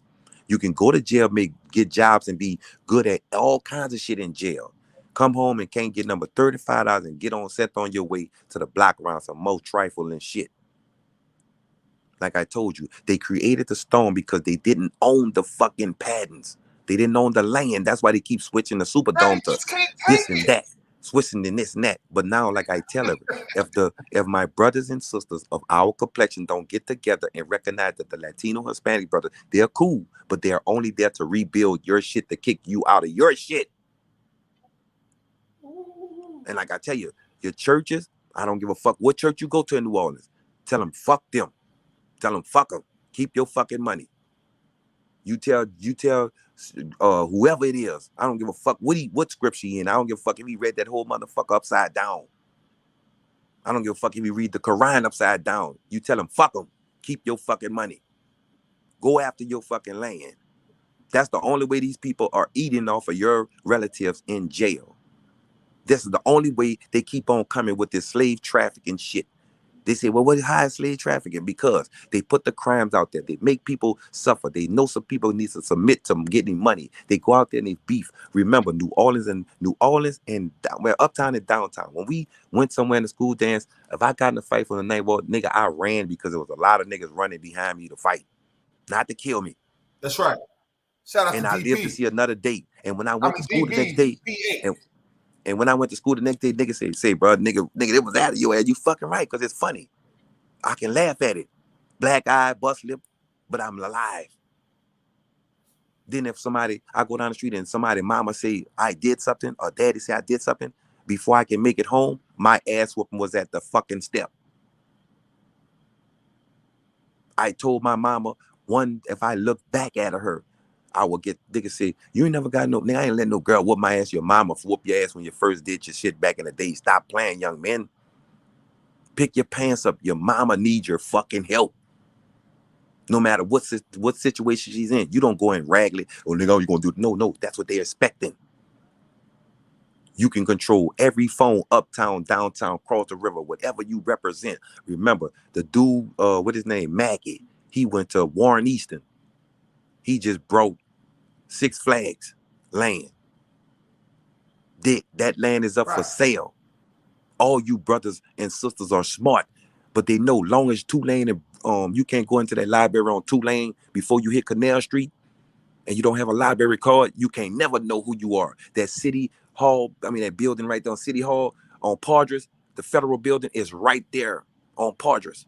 They have records of knowing who you are. But they got y'all thinking, I'm a gang, I'm a killer, I'm a this, I'm a that. No, say, bro, you can be all you want. They just gonna sweep you to the side. Then come and then rebuild and tell you your mom can't come here. Your kids can't come here because you didn't want to pay attention to your stubbornness. That's all I'm saying, big brother. I'm not fussing with you. But notice, nothing. right. No, notice this, brother, that they can call you refugees in your own land, your own country. Notice that they shift multiple people of color all across America, but they could not shift you to another country. But I want you to understand that you're the only people that can't be deported because they know that you're not from another land. They know that you belong here. See, that's you have to voluntarily go somewhere. Not to cut you off, right? So you're walking away from your own land. Right. Remember this here though. Why? Look, this what I was telling myself. After I got to the Reliance Center, the people of Houston, I promise you, people talk that shit. Them people were wonderful. Randy Rogers, shout out to Randy Rogers. Do you hear me, bro? Them people were wonderful to us, man. Yeah. They could talk that shit about, this and that, we try to do this, and they want the kids to be fighting in school. That's what they push the narratives on the news. And that's when I said every news media who had a job that threw that microphone in there between that shit shouldn't have had a job since. I was thinking of taking all this shit the fuck down if I had the right ear. So what they started doing was threatening me with the police, put me in the back of the police car, police giving me tickets, all this nonsense like they doing right now. And I keep on explaining, like I told him, I was on my way to Houston, go meet a couple of people and then go to New Orleans before the Mardi Gras so I could try and show people, man, I know you want to have fun, but these people are only celebrating Mardi Gras because they're celebrating your submission. That's why they come to New Orleans. They come to celebrate how they're taking over the fucking land. They're pissing shit on your land. They're pissing shit on your land. They come here for that one time. That's why they say New Orleans is one of the most pissiest cities. Hey, but they can you sitting up there. Listen, bro.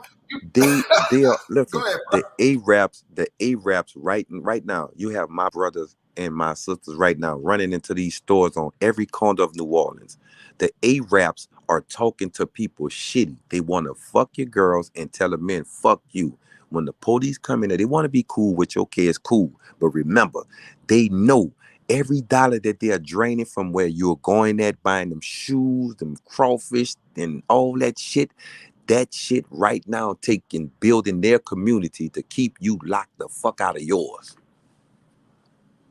That's ridiculous, bro. And remember, every chicken place on every corner with the Arabs in New Orleans is salty fucking chicken. You know what I'm saying? Yeah, giving you diabetes, giving you high blood pressure, diabetes. If you and they're always selling you the steroid type of chicken. But this was about to fuck them up right here. Some of them chicken ain't supposed to be that big. But let me fuck them up right here. This was about to fuck my people up right here. See how people run in there every weekend eating seafood like crawfish and oysters and all the shrimps and stuff? Did you know that is not supposed to be eaten in that matter of fact because of so much of shit that's inside of these motherfucking shellfish? And they don't eat much. No, they made a tradition. That's why they're selling it to you. They selling it to them because look how big the women in New Orleans are getting, eating it, thinking they're eating healthy, thinking, well, I'm this, but they steady getting it to them. They blowing it up because you're not supposed to eat too much of mercury. You're eating too much of the mercury. Say, bro, listen to me. And I tell them, this is beautiful. But I ask these ladies and men, watch what they are doing to y'all. Y'all have the power, but these dudes are actually, say, bro, it's so funny to watch people tell me, Get the fuck out of here. Don't tell me that shit. I don't want to hear, excuse my language if you have kids paying attention, y'all. But like I say, they cuss words, the profanity, the ignorance. And I tell them, look, y'all can pinpoint me to be the enemy. I went through my shit. I seen people. I saved people. I have helped people. And like I say, the people who I couldn't help, them the ones that ran off with an idea and trying to be millionaires now and telling you, I don't know that nigga, but I still know who the fuck I helped. And I ain't trying to put no names out. Don't look for recognition in it. All I say is this topic that you have here is happening, whether you want to agree with it or not, ladies. Whether you want to agree with it or not, fellas. Like I say, I don't know what type of lifestyle you're living in the city of New Orleans, but if you don't get inside of a book, if you don't get inside of a book, remember, we represented, remember the Night War was, man, look, let me show you something. The Night War had a education system to when you went somewhere with them motherfucking Night War niggas and girls, boy, you better have your book together. You better have your book work together. Because I'm going to tell you something. They were smart. And he had a couple of girls uptown out of 17. Let me tell you something. Let me make you laugh so I don't get y'all too direct. Let me show you. Going uptown, you know what I'm saying, swimming, 17 ball. You know, go swimming in 17 ball, Gertown. Like that pool was. You know what I'm saying? That area, you know what I'm saying? You know, it was the Taps, you know what I'm saying? The Taps and Corey and a couple of cats, you know, that was really getting their thing in. And they was really, you know, they wasn't with the aggravation of you just getting shot because you come around at a party. You may have to swim, run home again, fighting, but you don't fucking get shot, bro. You was going home to your family with an ass whooping and say, damn, he whoop your ass, go home, get a ridiculed at school, whatever, but you still live, bro. Right now, they know that they got you all tied into your mind under illusion that you are real and you are doing something that's changing the world, but they are actually changing your construction and everything that was built traditional around you. Some of it is false, and the real part of it is you. You the only real part of it. New Orleans, Baton Rouge. I'm talking about Hammond, Destrehan. I done worked in Destrehan. I working at the grain elevator over there. You know what I'm saying? Ran into some bullshit over there, but I walked away from it. Worked in different places in Avoyes Parish. You know what I'm saying? Worked in Lafayette. You know what I'm saying? Met a couple of people in Lafayette on 6th Street, you know what I'm saying? 7th Street, you know what I'm saying? All that type of stuff. I did those things, but I only did it to see if I can prove that I can leave a message in those zip codes that's gonna always be there to help other people uplift the zip code, not bring it down. Not bring it down, big brothers. And that's what Uptown in New Orleans was always about. Now they go to second line, you shoot. Man, nigga wasn't doing all. Man, if you go around there shooting a nigga, boy, let's go around somewhere, them old niggas from uptown or downtown, catch you about to do something, nigga. Them old niggas will run your ass the fuck off, nigga. They'll get your ass, man, say, bro. But what's going on now is like, fuck it. Nobody wants to hear nothing. I just want to be me. I don't want to hear shit. My mama don't mean this. I'ma leave my kids here. I don't give a fuck about this. Come on, y'all. Y'all look at the money. They're following y'all money in New Orleans. Y'all the best spenders coming when they want to be a style dresser, a trendsetter. But they also making sure they can leave you broke. Look how many dudes on the corner that suffer from the heroin addiction of the past. The coke or the crack addiction of the past. A small city of New Orleans that's under 500,000. That means they can just sit the people that's coming here from Ukraine and that motherfucker, and they can override that bitch in no time. And for people for it to correct. Let's talk about Ukraine because you brought it up, and I'm going to talk about Ukraine. The fact is, and I said this on somebody on AP's channel, and I want people to understand that Ukraine, if you saw a lot of the immigrants that tried to get in when Haiti had the event where Haiti needed help from America, they would not allow Haiti to come in. They did not allow the Mexicans to come in. They didn't allow. They was picking and choosing who they want to come into the country. I really believe that Ukraine is a way of keeping the Europeans to survive. Okay, you got to understand, and what I'm trying to say is the fact that they're not having babies at a high rate. They are the white woman is mixing now with the melanated black man, and they are not mixing with the white man. And I really believe that they're not having babies. Some of them not having babies because of their careers. And I believe that the white man is losing their dominance. The census have been told wrong. They've been telling you that we're 13% of America, which is a lie. I think that a lot of them census have been lied, a big time lie. I think that we are the majority of America. They're just lying about the numbers. A lot of people are not being counted. A lot of people are not being counted. So what I'm thinking is, because they see themselves on the limb, I really believe that they're going to you got to remember where Ukraine is at. They're trying to bring their people, the color aspect, back into the country of dominance.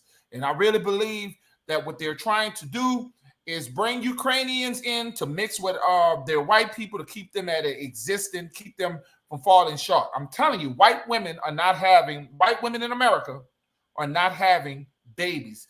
And now it's starting to happen with our women, because they're being sucked in of following the Caucasians, and they're doing this, all the women making money, all this independent shit. They want their careers, and our women are not having babies. Okay.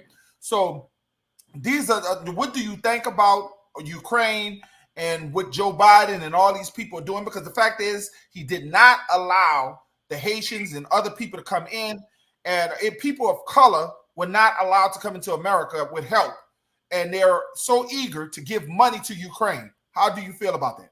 Like I say again, big brother, I still state, I ask everybody, if you have a cell phone, remember, Ukraine is good in technology.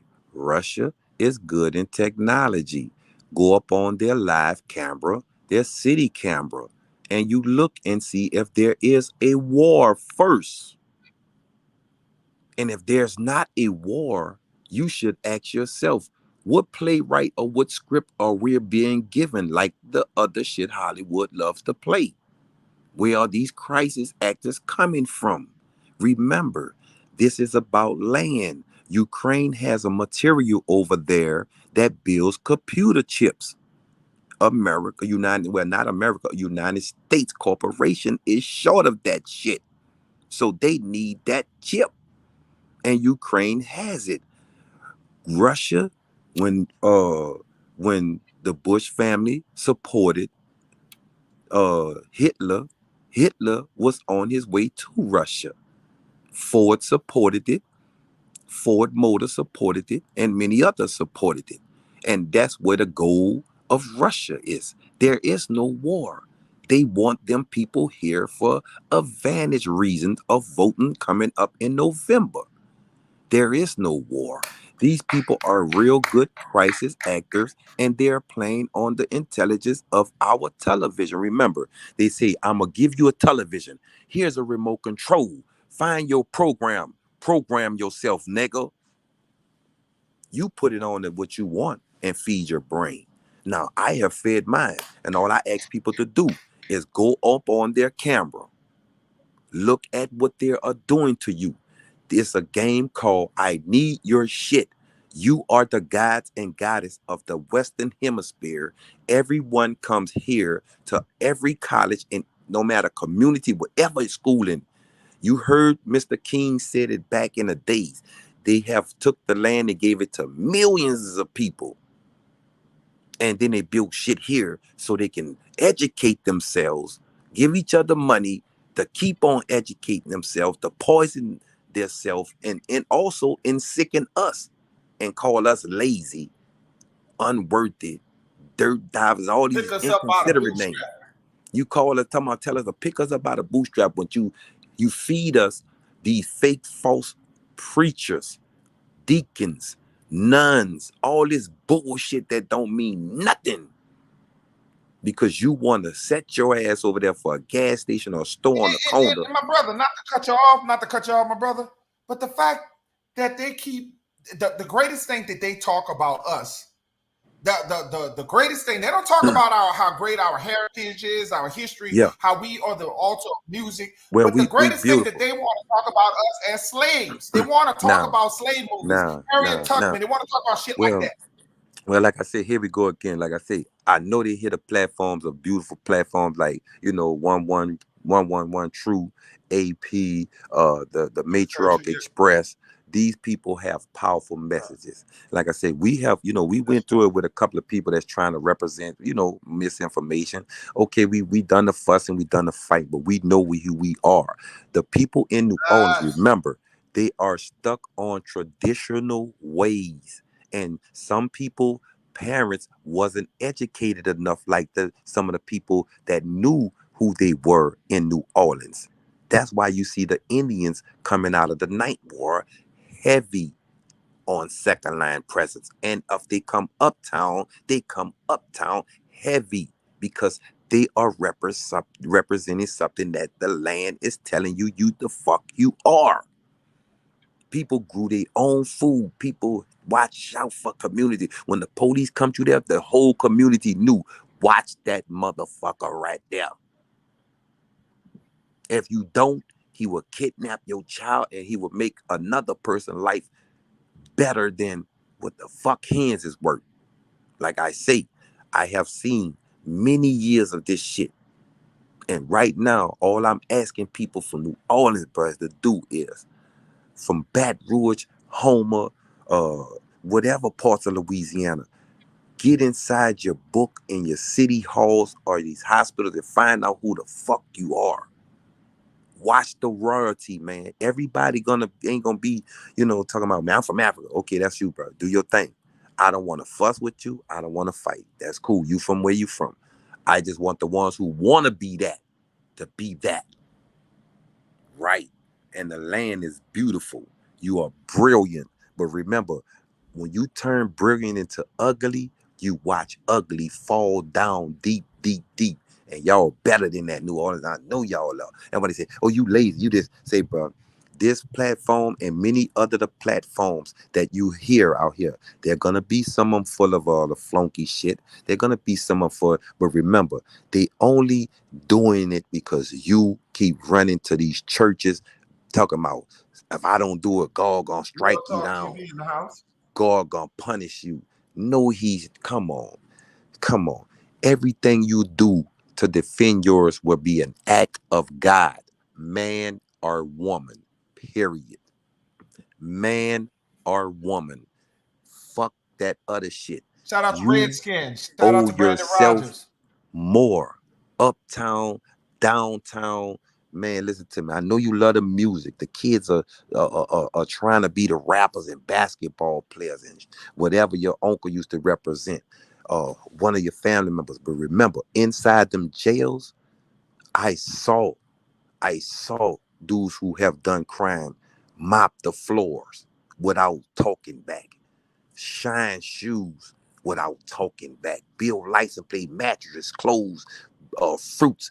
I told you, the day they sent me to Angola for the life sentence I received, I was there and I saw dudes from uptown, downtown that have done people wrong, hanging with each other, helping each other in the library books. And right now, like I say, man, if I can build this program with you young brothers and sisters, and you know, don't think you're gonna get paid. They say volunteer. Okay, it's cool, but you're not volunteering. You're actually doing something for the future. So when your kids grow up, they don't have this fucked up system coming towards your kids. That's what I was on. That's what I was on. And ever since I turned to that pad, it's like any place I go to now, people are like, hey, how you doing? But the ones who don't like me, I don't let them bother me, brother. Angola, Cotton Pope, DCI, WCI. I done been in them bitches. And I'm like, why? You know what I'm saying? What that was, Elaine Hunts. And that's what, look, let me show you something, big brother. This shit was so funny right here.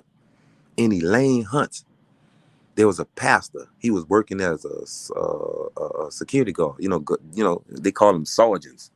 And Elaine Hunts, you know, they want to go by sergeant, master, and all that shit. But I ain't calling no white man no fucking master. And some of them black women that's up there talking about master this and master that. I said, get the Right. fuck out of here. That's what they doing in Elaine Hunts. So I was in Elaine Hunts at one time, and they had this little guy up in there. He looked like Prince. This motherfucker looked exactly like Prince. You hear me? So I'm like, I like to, we like to joke. We like to, we knew all. We like to, get our joke on. So I'm joking with this motherfucker here, and the gay guy just laughing. The Prince looking guy just laughing. So I said, man, you gonna fuck a nigga up in here, man. Go, you come move your bed over here by me, cause bitch, I don't want no nigga in here getting up, putting us on lockdown, cause you're cute at. Matter of fact, look, I made that bitch move to the first bed. I made that bitch move to the first bed by the sergeant. So the sergeant can look through the window and see that motherfucker right there in that bed. Cause that nigga say, but this nigga looked at like, I said, what the fuck is y'all putting this thing in? This nigga say, bro, I ain't a cute nigga. Say, bro, I'm like, what the fuck going on? So I told the brothers, I said, say young brothers, don't let that get to your head. This motherfucker knew how to go get in the shower like a lady do, wrap the towel around him and all that whole shit, you know what I'm saying? I'm like, say, little brothers, look, say, bro, listen to your radio. Listen to your radio. Don't let that shit get to you. And so the shit didn't get to the little brothers. The sergeant one night, I'm like, I look up, I'm like, I get up out of bed, I'm like, where the fuck I said, where Prince went? Where the little Prince went? We looking for to see where he at. I see a dude from Lafayette watching the bus sitting at the desk where the sergeant supposed to sit. I said, "Oh, the fuck a inmate guard? Wait a minute. Wait, Prince." And my little partner said, "Oh man, Prince probably went over there with." I said, "Man, Prince went out the door with who?" I said, "Oh, this gonna be fucked up, bro. We gonna be locked down. We ain't got these people coming pepper spraying niggas, putting dogs around niggas, sniffing bags and all this shit." I go to the front, talk to the little dude from Lafayette something. He take off running to his bed. I hear the door bang, boom, boom, boom, boom. Master Sergeant, Master Sergeant. And they always check. They come around and check. When they open the fucking door, they were looking for the key.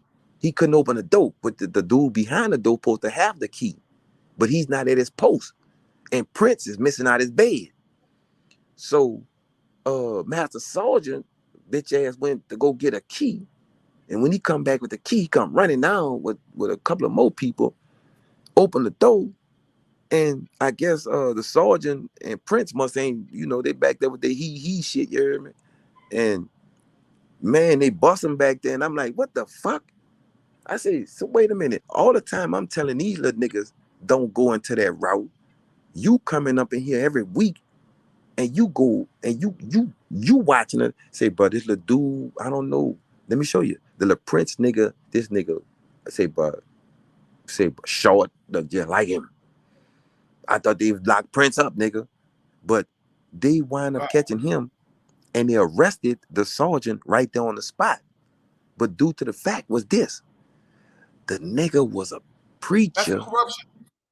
Look, the nigga was a preacher in a church with 3 baby girls and a beautiful wife. I said, man, how you could do that to that lady, bro?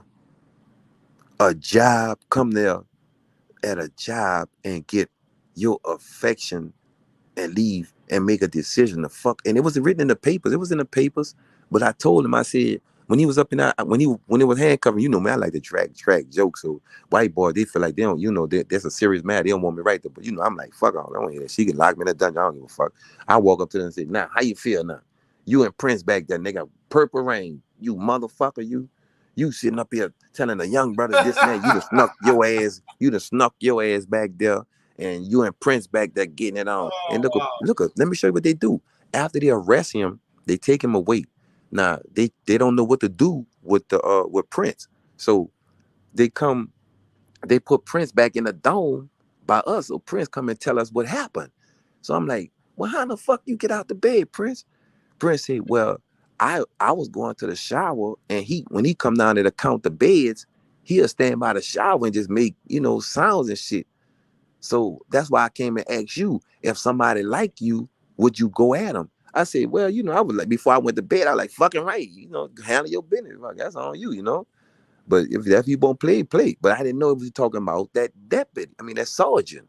You know what I'm saying? So I said to myself, this shit is fucking crazy. Though Prince, they let him stay back in there. Now look, the white boys, This shit say, bro, they let the black dude take the lick for to get arrested. Now after that happened, they moved Prince into the commissary store. Now everybody won't fuck Prince. Everybody won't fuck Prince now. They giving man, they Prince, man, I'm Damn like shame. the white boys. I mean, I'm talking about free folks, captains, majors, and I'm like, Prince, and look, this how I know Prince working, because I work, passing out food. Prince like, hey, hey, hey. I said, what's up, Prince? You all right, huh? Prince holler, they got me working at the canteen. I'm like, what the fuck? How you give a nigga you throw ass on a nigga and you get a good job? What the fuck? And it was so funny how It's the sad. captains, it was so funny how the ranks treated that Prince after that. They treated this motherfucker with royalty. I'm like, what the fuck is going on here? But then one of my what this nigga name Selling was? his soul, selling his soul. Yeah, this little dude from Baton Rouge. He was, man, he was cool. He turned himself out because I kept asking him, why you letting, I kept asking him, why you goose, they make a nigga goose pick. If you don't know about goose picking, it's like you got to get by the edge of the fence No. and pick out the grass with your fucking fingers all the way around the whole penitentiary. What? Fucking right. What you mean? What? You got to look, I'm talking about the average nigga talking about he ain't doing it. He going to the dungeon and stay in that hot motherfucker with over 115 to 127 degrees in that heat. Or you going to come out in a white jumper, get in that sun, you heard me, and get by the edge of the fence, and you goose pick whatever grass you see out of the mud, and you pick that bitch back by like 3 or 4 lines back to where it don't look where they can see mud. You know what I'm saying? I'm like, that's what niggas doing. So I said to myself, if y'all could do that in here, what's so hard for a minimum wage job on the street? The shit I see niggas doing in there, what the fuck? Why? Wait. You meant to tell me we got to get in the mud? Yeah, you got to get on, dog, and let me show you how to do it. I'm like, dude, what? Uh, they laughing. Niggas laughing. He a city boy. Fucking right, nigga. I told you when a newcomer come in, you only get write-ups. When the white boy fuck up, the black is getting the write-ups. I seen it. I was that nigga.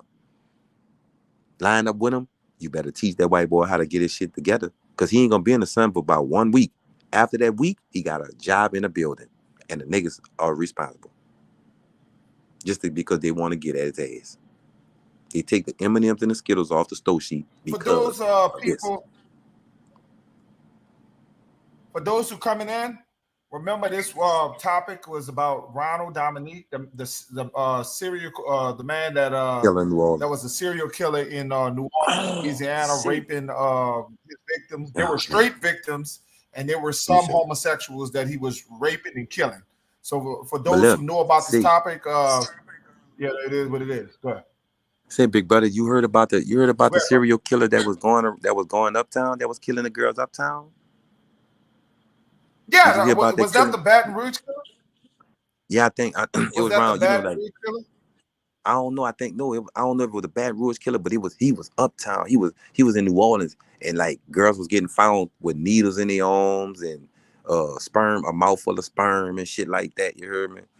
And like it's like he was doing he was doing the homosexuals there. One thing, bro, like I told you, bro. I used to, man, a lot of people to save me, man. A lot of people to save me because man, some shit sometimes, man, when I was doing shit, bro, and hey, man, I was wild as a motherfucker on the slick doing shit. But right now, it's like, now I'm just trying to, I don't want to remember that no more, bro. Because I seen that it didn't mean nothing. And I'm trying to wake up my people because they think that something is coming from, big brother. And what you have on this topic about somebody, a serial killer, it's still happening. That's why the young ladies are popping up missing or shot somewhere or hurt somewhere, because the young brothers thinking that it's cool, but they don't understand. You can be a target too. Walking in there drinking from somebody, eating from somebody, and don't know it. That's what I told you, man. I went into, when I told you I got out of jail, I went into this gay dude house with my stepmom to help her pick up some food, and she was serving to the older folks. We get into the house. She like, oh, this is my friend. I said, yeah, how you doing? Whatever. But at the same time, she said, give me some water.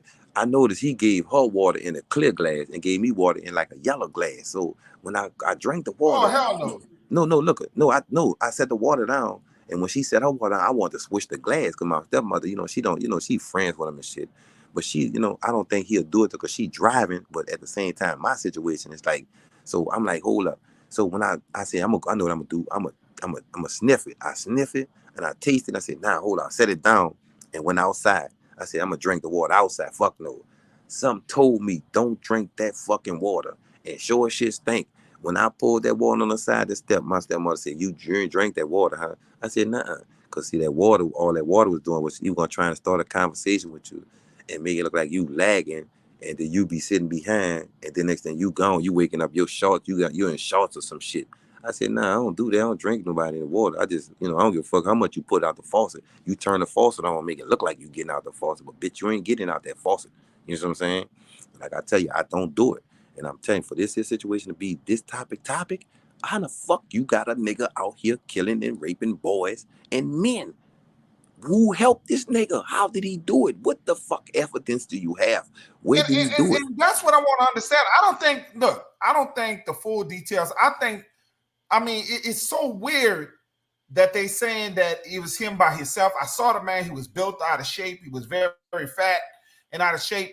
And yes, he was drugging people. He was also using a gun on site, forcing the people. But I gotta believe that he had somebody a part of this. I don't think he done this by himself. It's very hard to believe that Ronald Dominique was able to pull off all these events without the help of somebody else. I really believe that he had a little help, because let me tell you something. Some of these men were young men. Some of these men were older men. They even had a young man at 16 years old. They had a 15-year-old. They even had a 20-year-old man. So 46 years, as old as 46 years old. Shout out to Tribes in the house.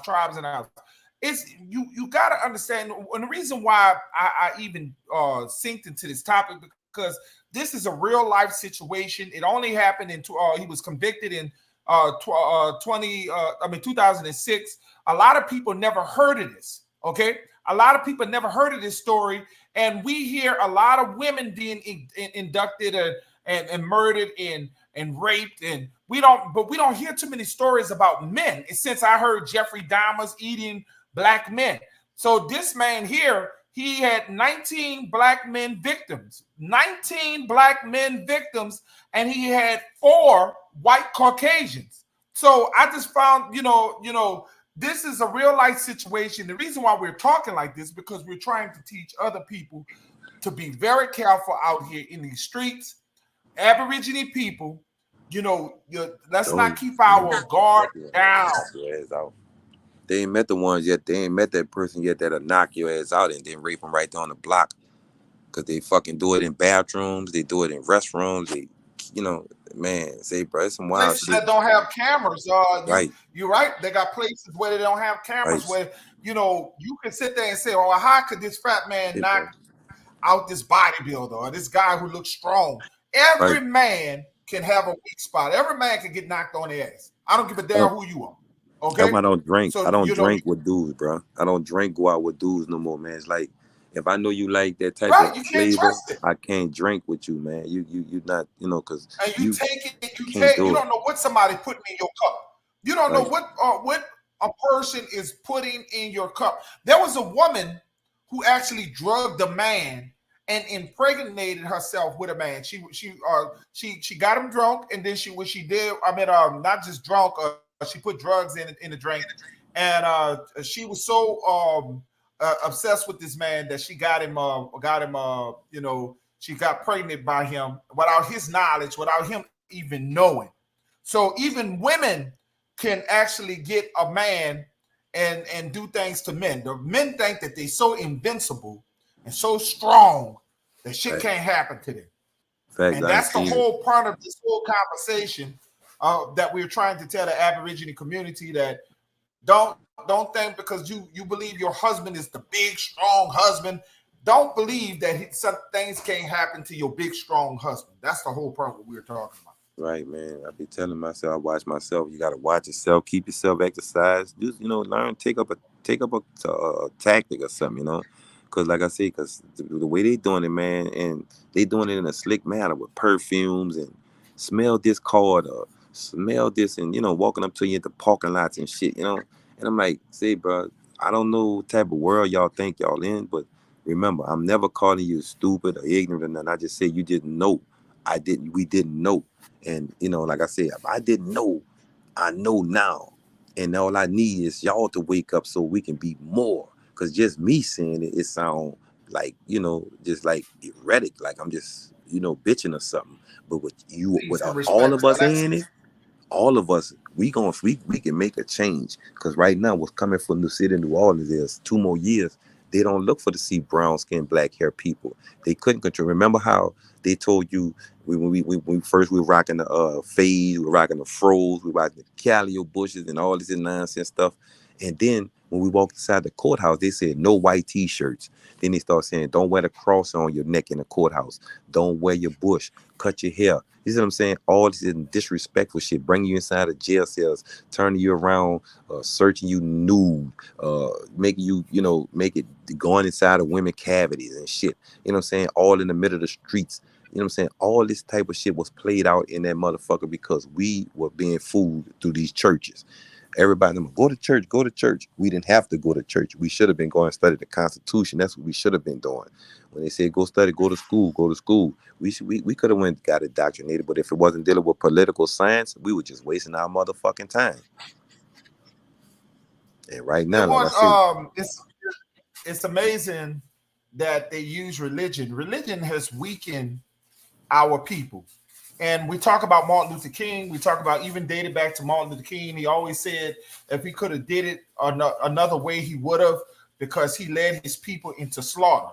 He was very resentful, and for the things that he did. A lot of people, all that for the right to vote, has changed the course of our people. It made us weak. It made us weak. It didn't make us strong. It made us weak, and that's just my opinion.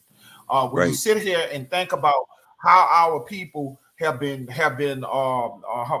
tarnished because of the beliefs in religion and not in their spiritual life. Instead of being spiritual, they want to be idolizing white Jesus and understand and statues and things that the Most High did not want you to be idolizing. I want people to understand that we as a people are controlled by the masses of religion. They have more religious people that have killed our people and killed other people than people like you and I. Religion has killed more people, have murdered and slaughtered more people, and that's religious. facts, Okay, facts. so all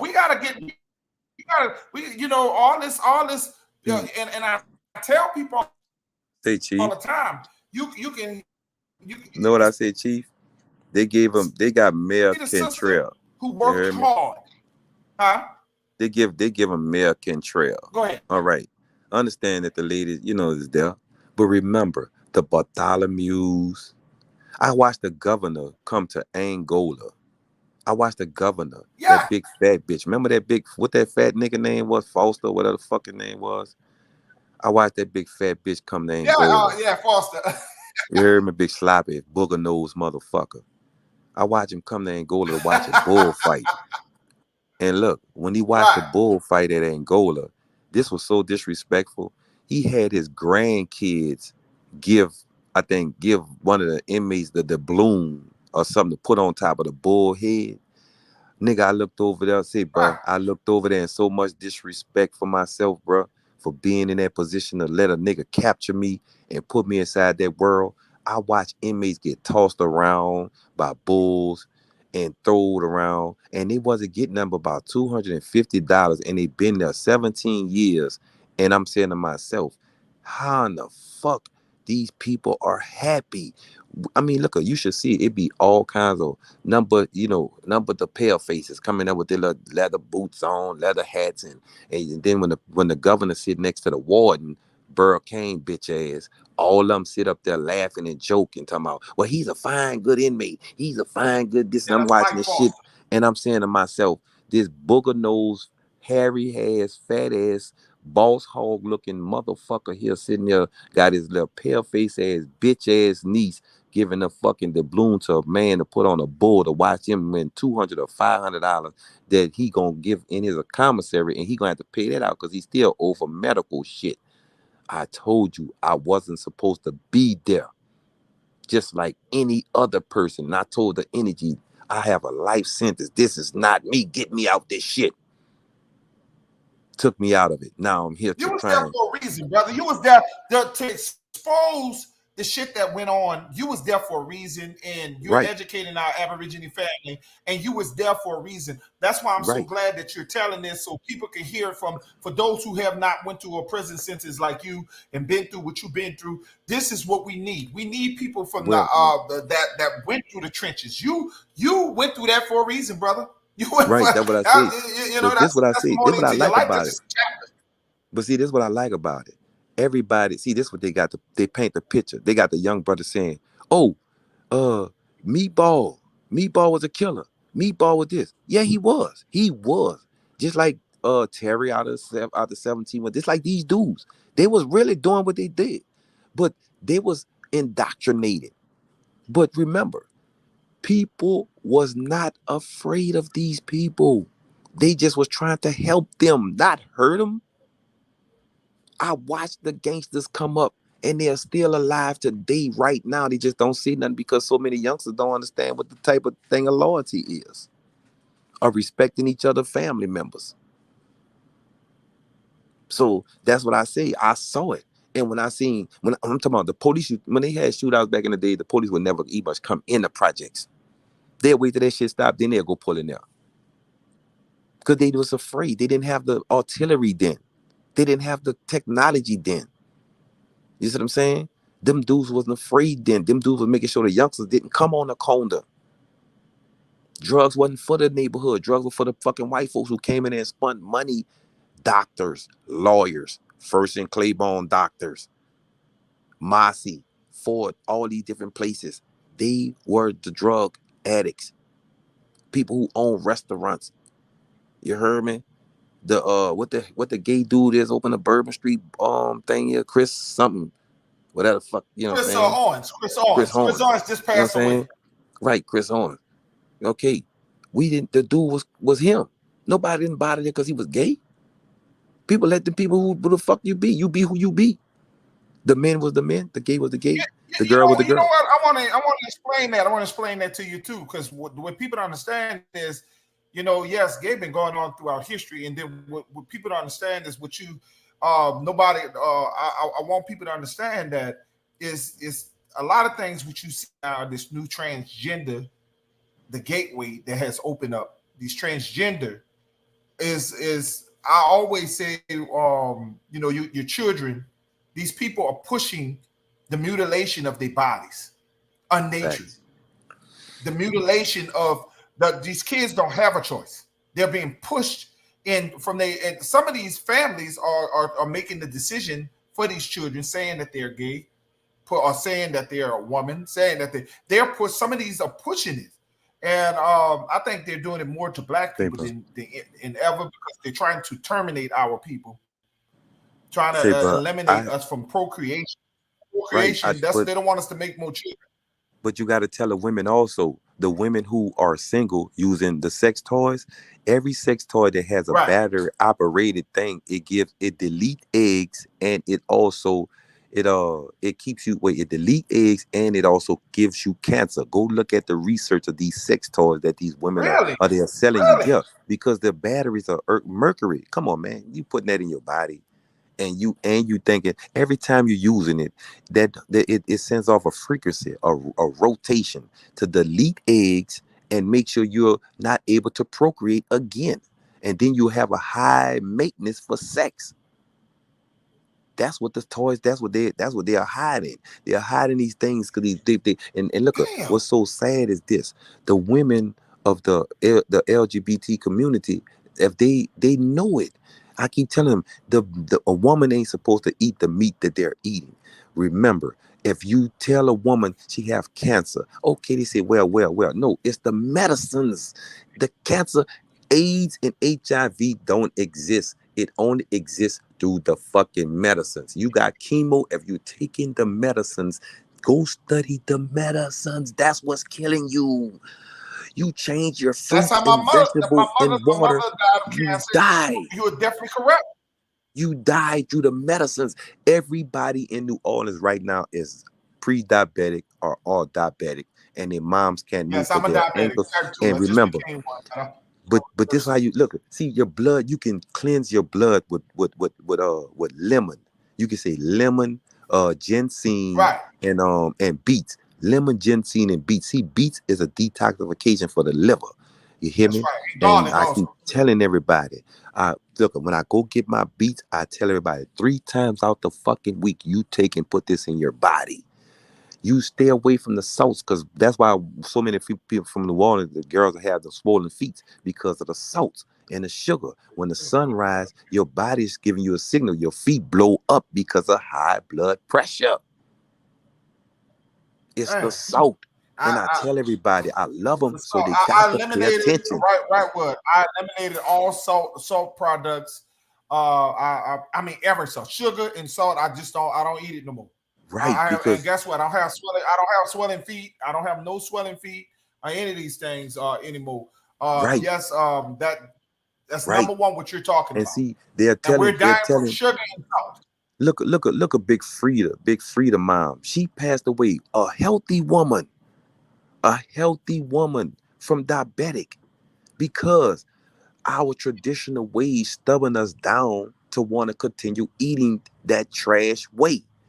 And you think that it's cute because it's a style and a tradition that you're representing, but you're actually being stubborn and committing suicide by Wow. eating. And I tell everybody from New Orleans, I love our mothers. I was able to go downtown and get my ass whooped downtown in a 7 wall by a dude mom who told my mom uptown that his ass. And mom said, oh, that's okay, girl. That's on. When his ass get you, I got him. And got another ass whooping. And I thought I had to prove that shit. I couldn't have proved that shit. Them women approved it that. Me walking around 15, you know what I'm saying? I was doing my little thing, but me walking around trying to disrespect, I wish the fuck you would. And don't talk about the men. You play with one of the men, and they come out there and put your ass in front of them knuckles. Feel like you getting hit with fucking old fucking mechanic wrenches. Well, we about to end this live, brother, and I want you to let everybody know. Do you have a channel, or you Well, just like I said, a supporter? well, this what I'm doing now, big brother. I'm doing the facts of trying to rebuild myself and my attitude. My attitude is real shitty.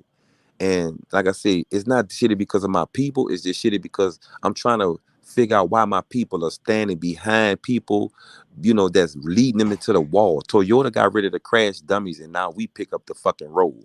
Remember, That's right. everything is a Hollywood sketch. If you want to act it out, you study it, you rehearse it, and you become that role. And the role they don't want you to become is you. You can't study you, because the moment you study you, you are confused, you're aggravated, you're narcissistic, you're a psychopath and all this. But when you're talking about other people, you are gradually like, hey, oh, I like him, he's so good, he teaches so wonderful. Remember, people, I love y'all. This platform and many more, we love y'all. We are not teaching hate, we are teaching you better than what we was taught before. We made mistakes. Now it's time to wake up under the sun and be that fucking burn. Right. I want Like to I tell said, people. I want to thank everybody from coming in and supporting Peter Nola 504 and his Aborigine channel. I want to thank everybody for showing up. Please remember to hit that like button. Also, let's get this up to one. Let's see if this thing will catch up. Let's get this up to 1K.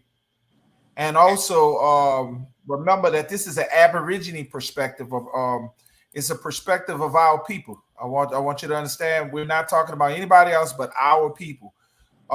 It's an Aborigine. We're not talking about the Chinese. We're not talking about the Native Americans. We're not talking about African people. We're not talking. We only concerned with the well-beings of the people here with the Aborigine community. The only reason why we're talking about this psycho killer who's because he was killing our people. Okay. Remember, if you would like to donate something to the channel, help the channel, keep emerging as it is. There's a Cash App if you would like to help the channel. If you don't, could you please share the video? That is just as much as help as money. Okay, sharing the video and hitting a like. Okay. Remember the topic today was about Ronald Dominique. You can actually pull this up on YouTube if you want to get more information, more stories. This was fair use. I use this as a fair use. I do not own the rights to this. So just remember that this is a thing of education. We use this platform as an education to many men and women out there who don't know that this is existing, that this is happening right now. So we're going to close this, and I would like to once again thank you guys. This was an awesome live. And Wrightwood, please don't be no stranger, because man, you vibe, bro. You got y'all, a great man. vibe. Trust me, man. I'm just building so I can when I build my platform. I just want that platform to be built for them, man. Like I said, I got y'all, big brother. I'm not gonna be a stranger to nobody that y'all build me. We need you to change that R. We want you to change that R and put something in there so we can. No, that's Grummo. That's my grand. That's Grummo. That's Grummo, man. That's Grummo. That's Grummo. No. Put a little emblem in there. You hear me? I'm talking about. Right, big brother. Like I said, all man. Right, man. And look, remember, I tell everybody, change your diet to that fruits and vegetables and lay back off the thing. Watch that light you give yourself, man. And thank you, Pete. Thank you, Peanut, man. I appreciate you, man. It's been lovely. Salute to the platform. And I'm going to build mine. When I build mine, it's only positivity. I don't want no negativity around it. Yeah, it's only positivity when you come on my platform. And I love y'all, bro. You won't cuss me out? Let's go get it on. I love it, too. It's all good. Please subscribe to his channel. His channel is Wrightwood. Even if he ain't got a channel, just please subscribe to the brother. You know what I'm saying? That was some great information. Thank Trishan, Trishan, who came on early on. Tishan, he came on. Thank you for showing up, man. Also, thanks everybody. Remember, the opinions that are in the chat may not reflect the opinions of Peanut Nola 504 and his Aborigine channel. And we out of here.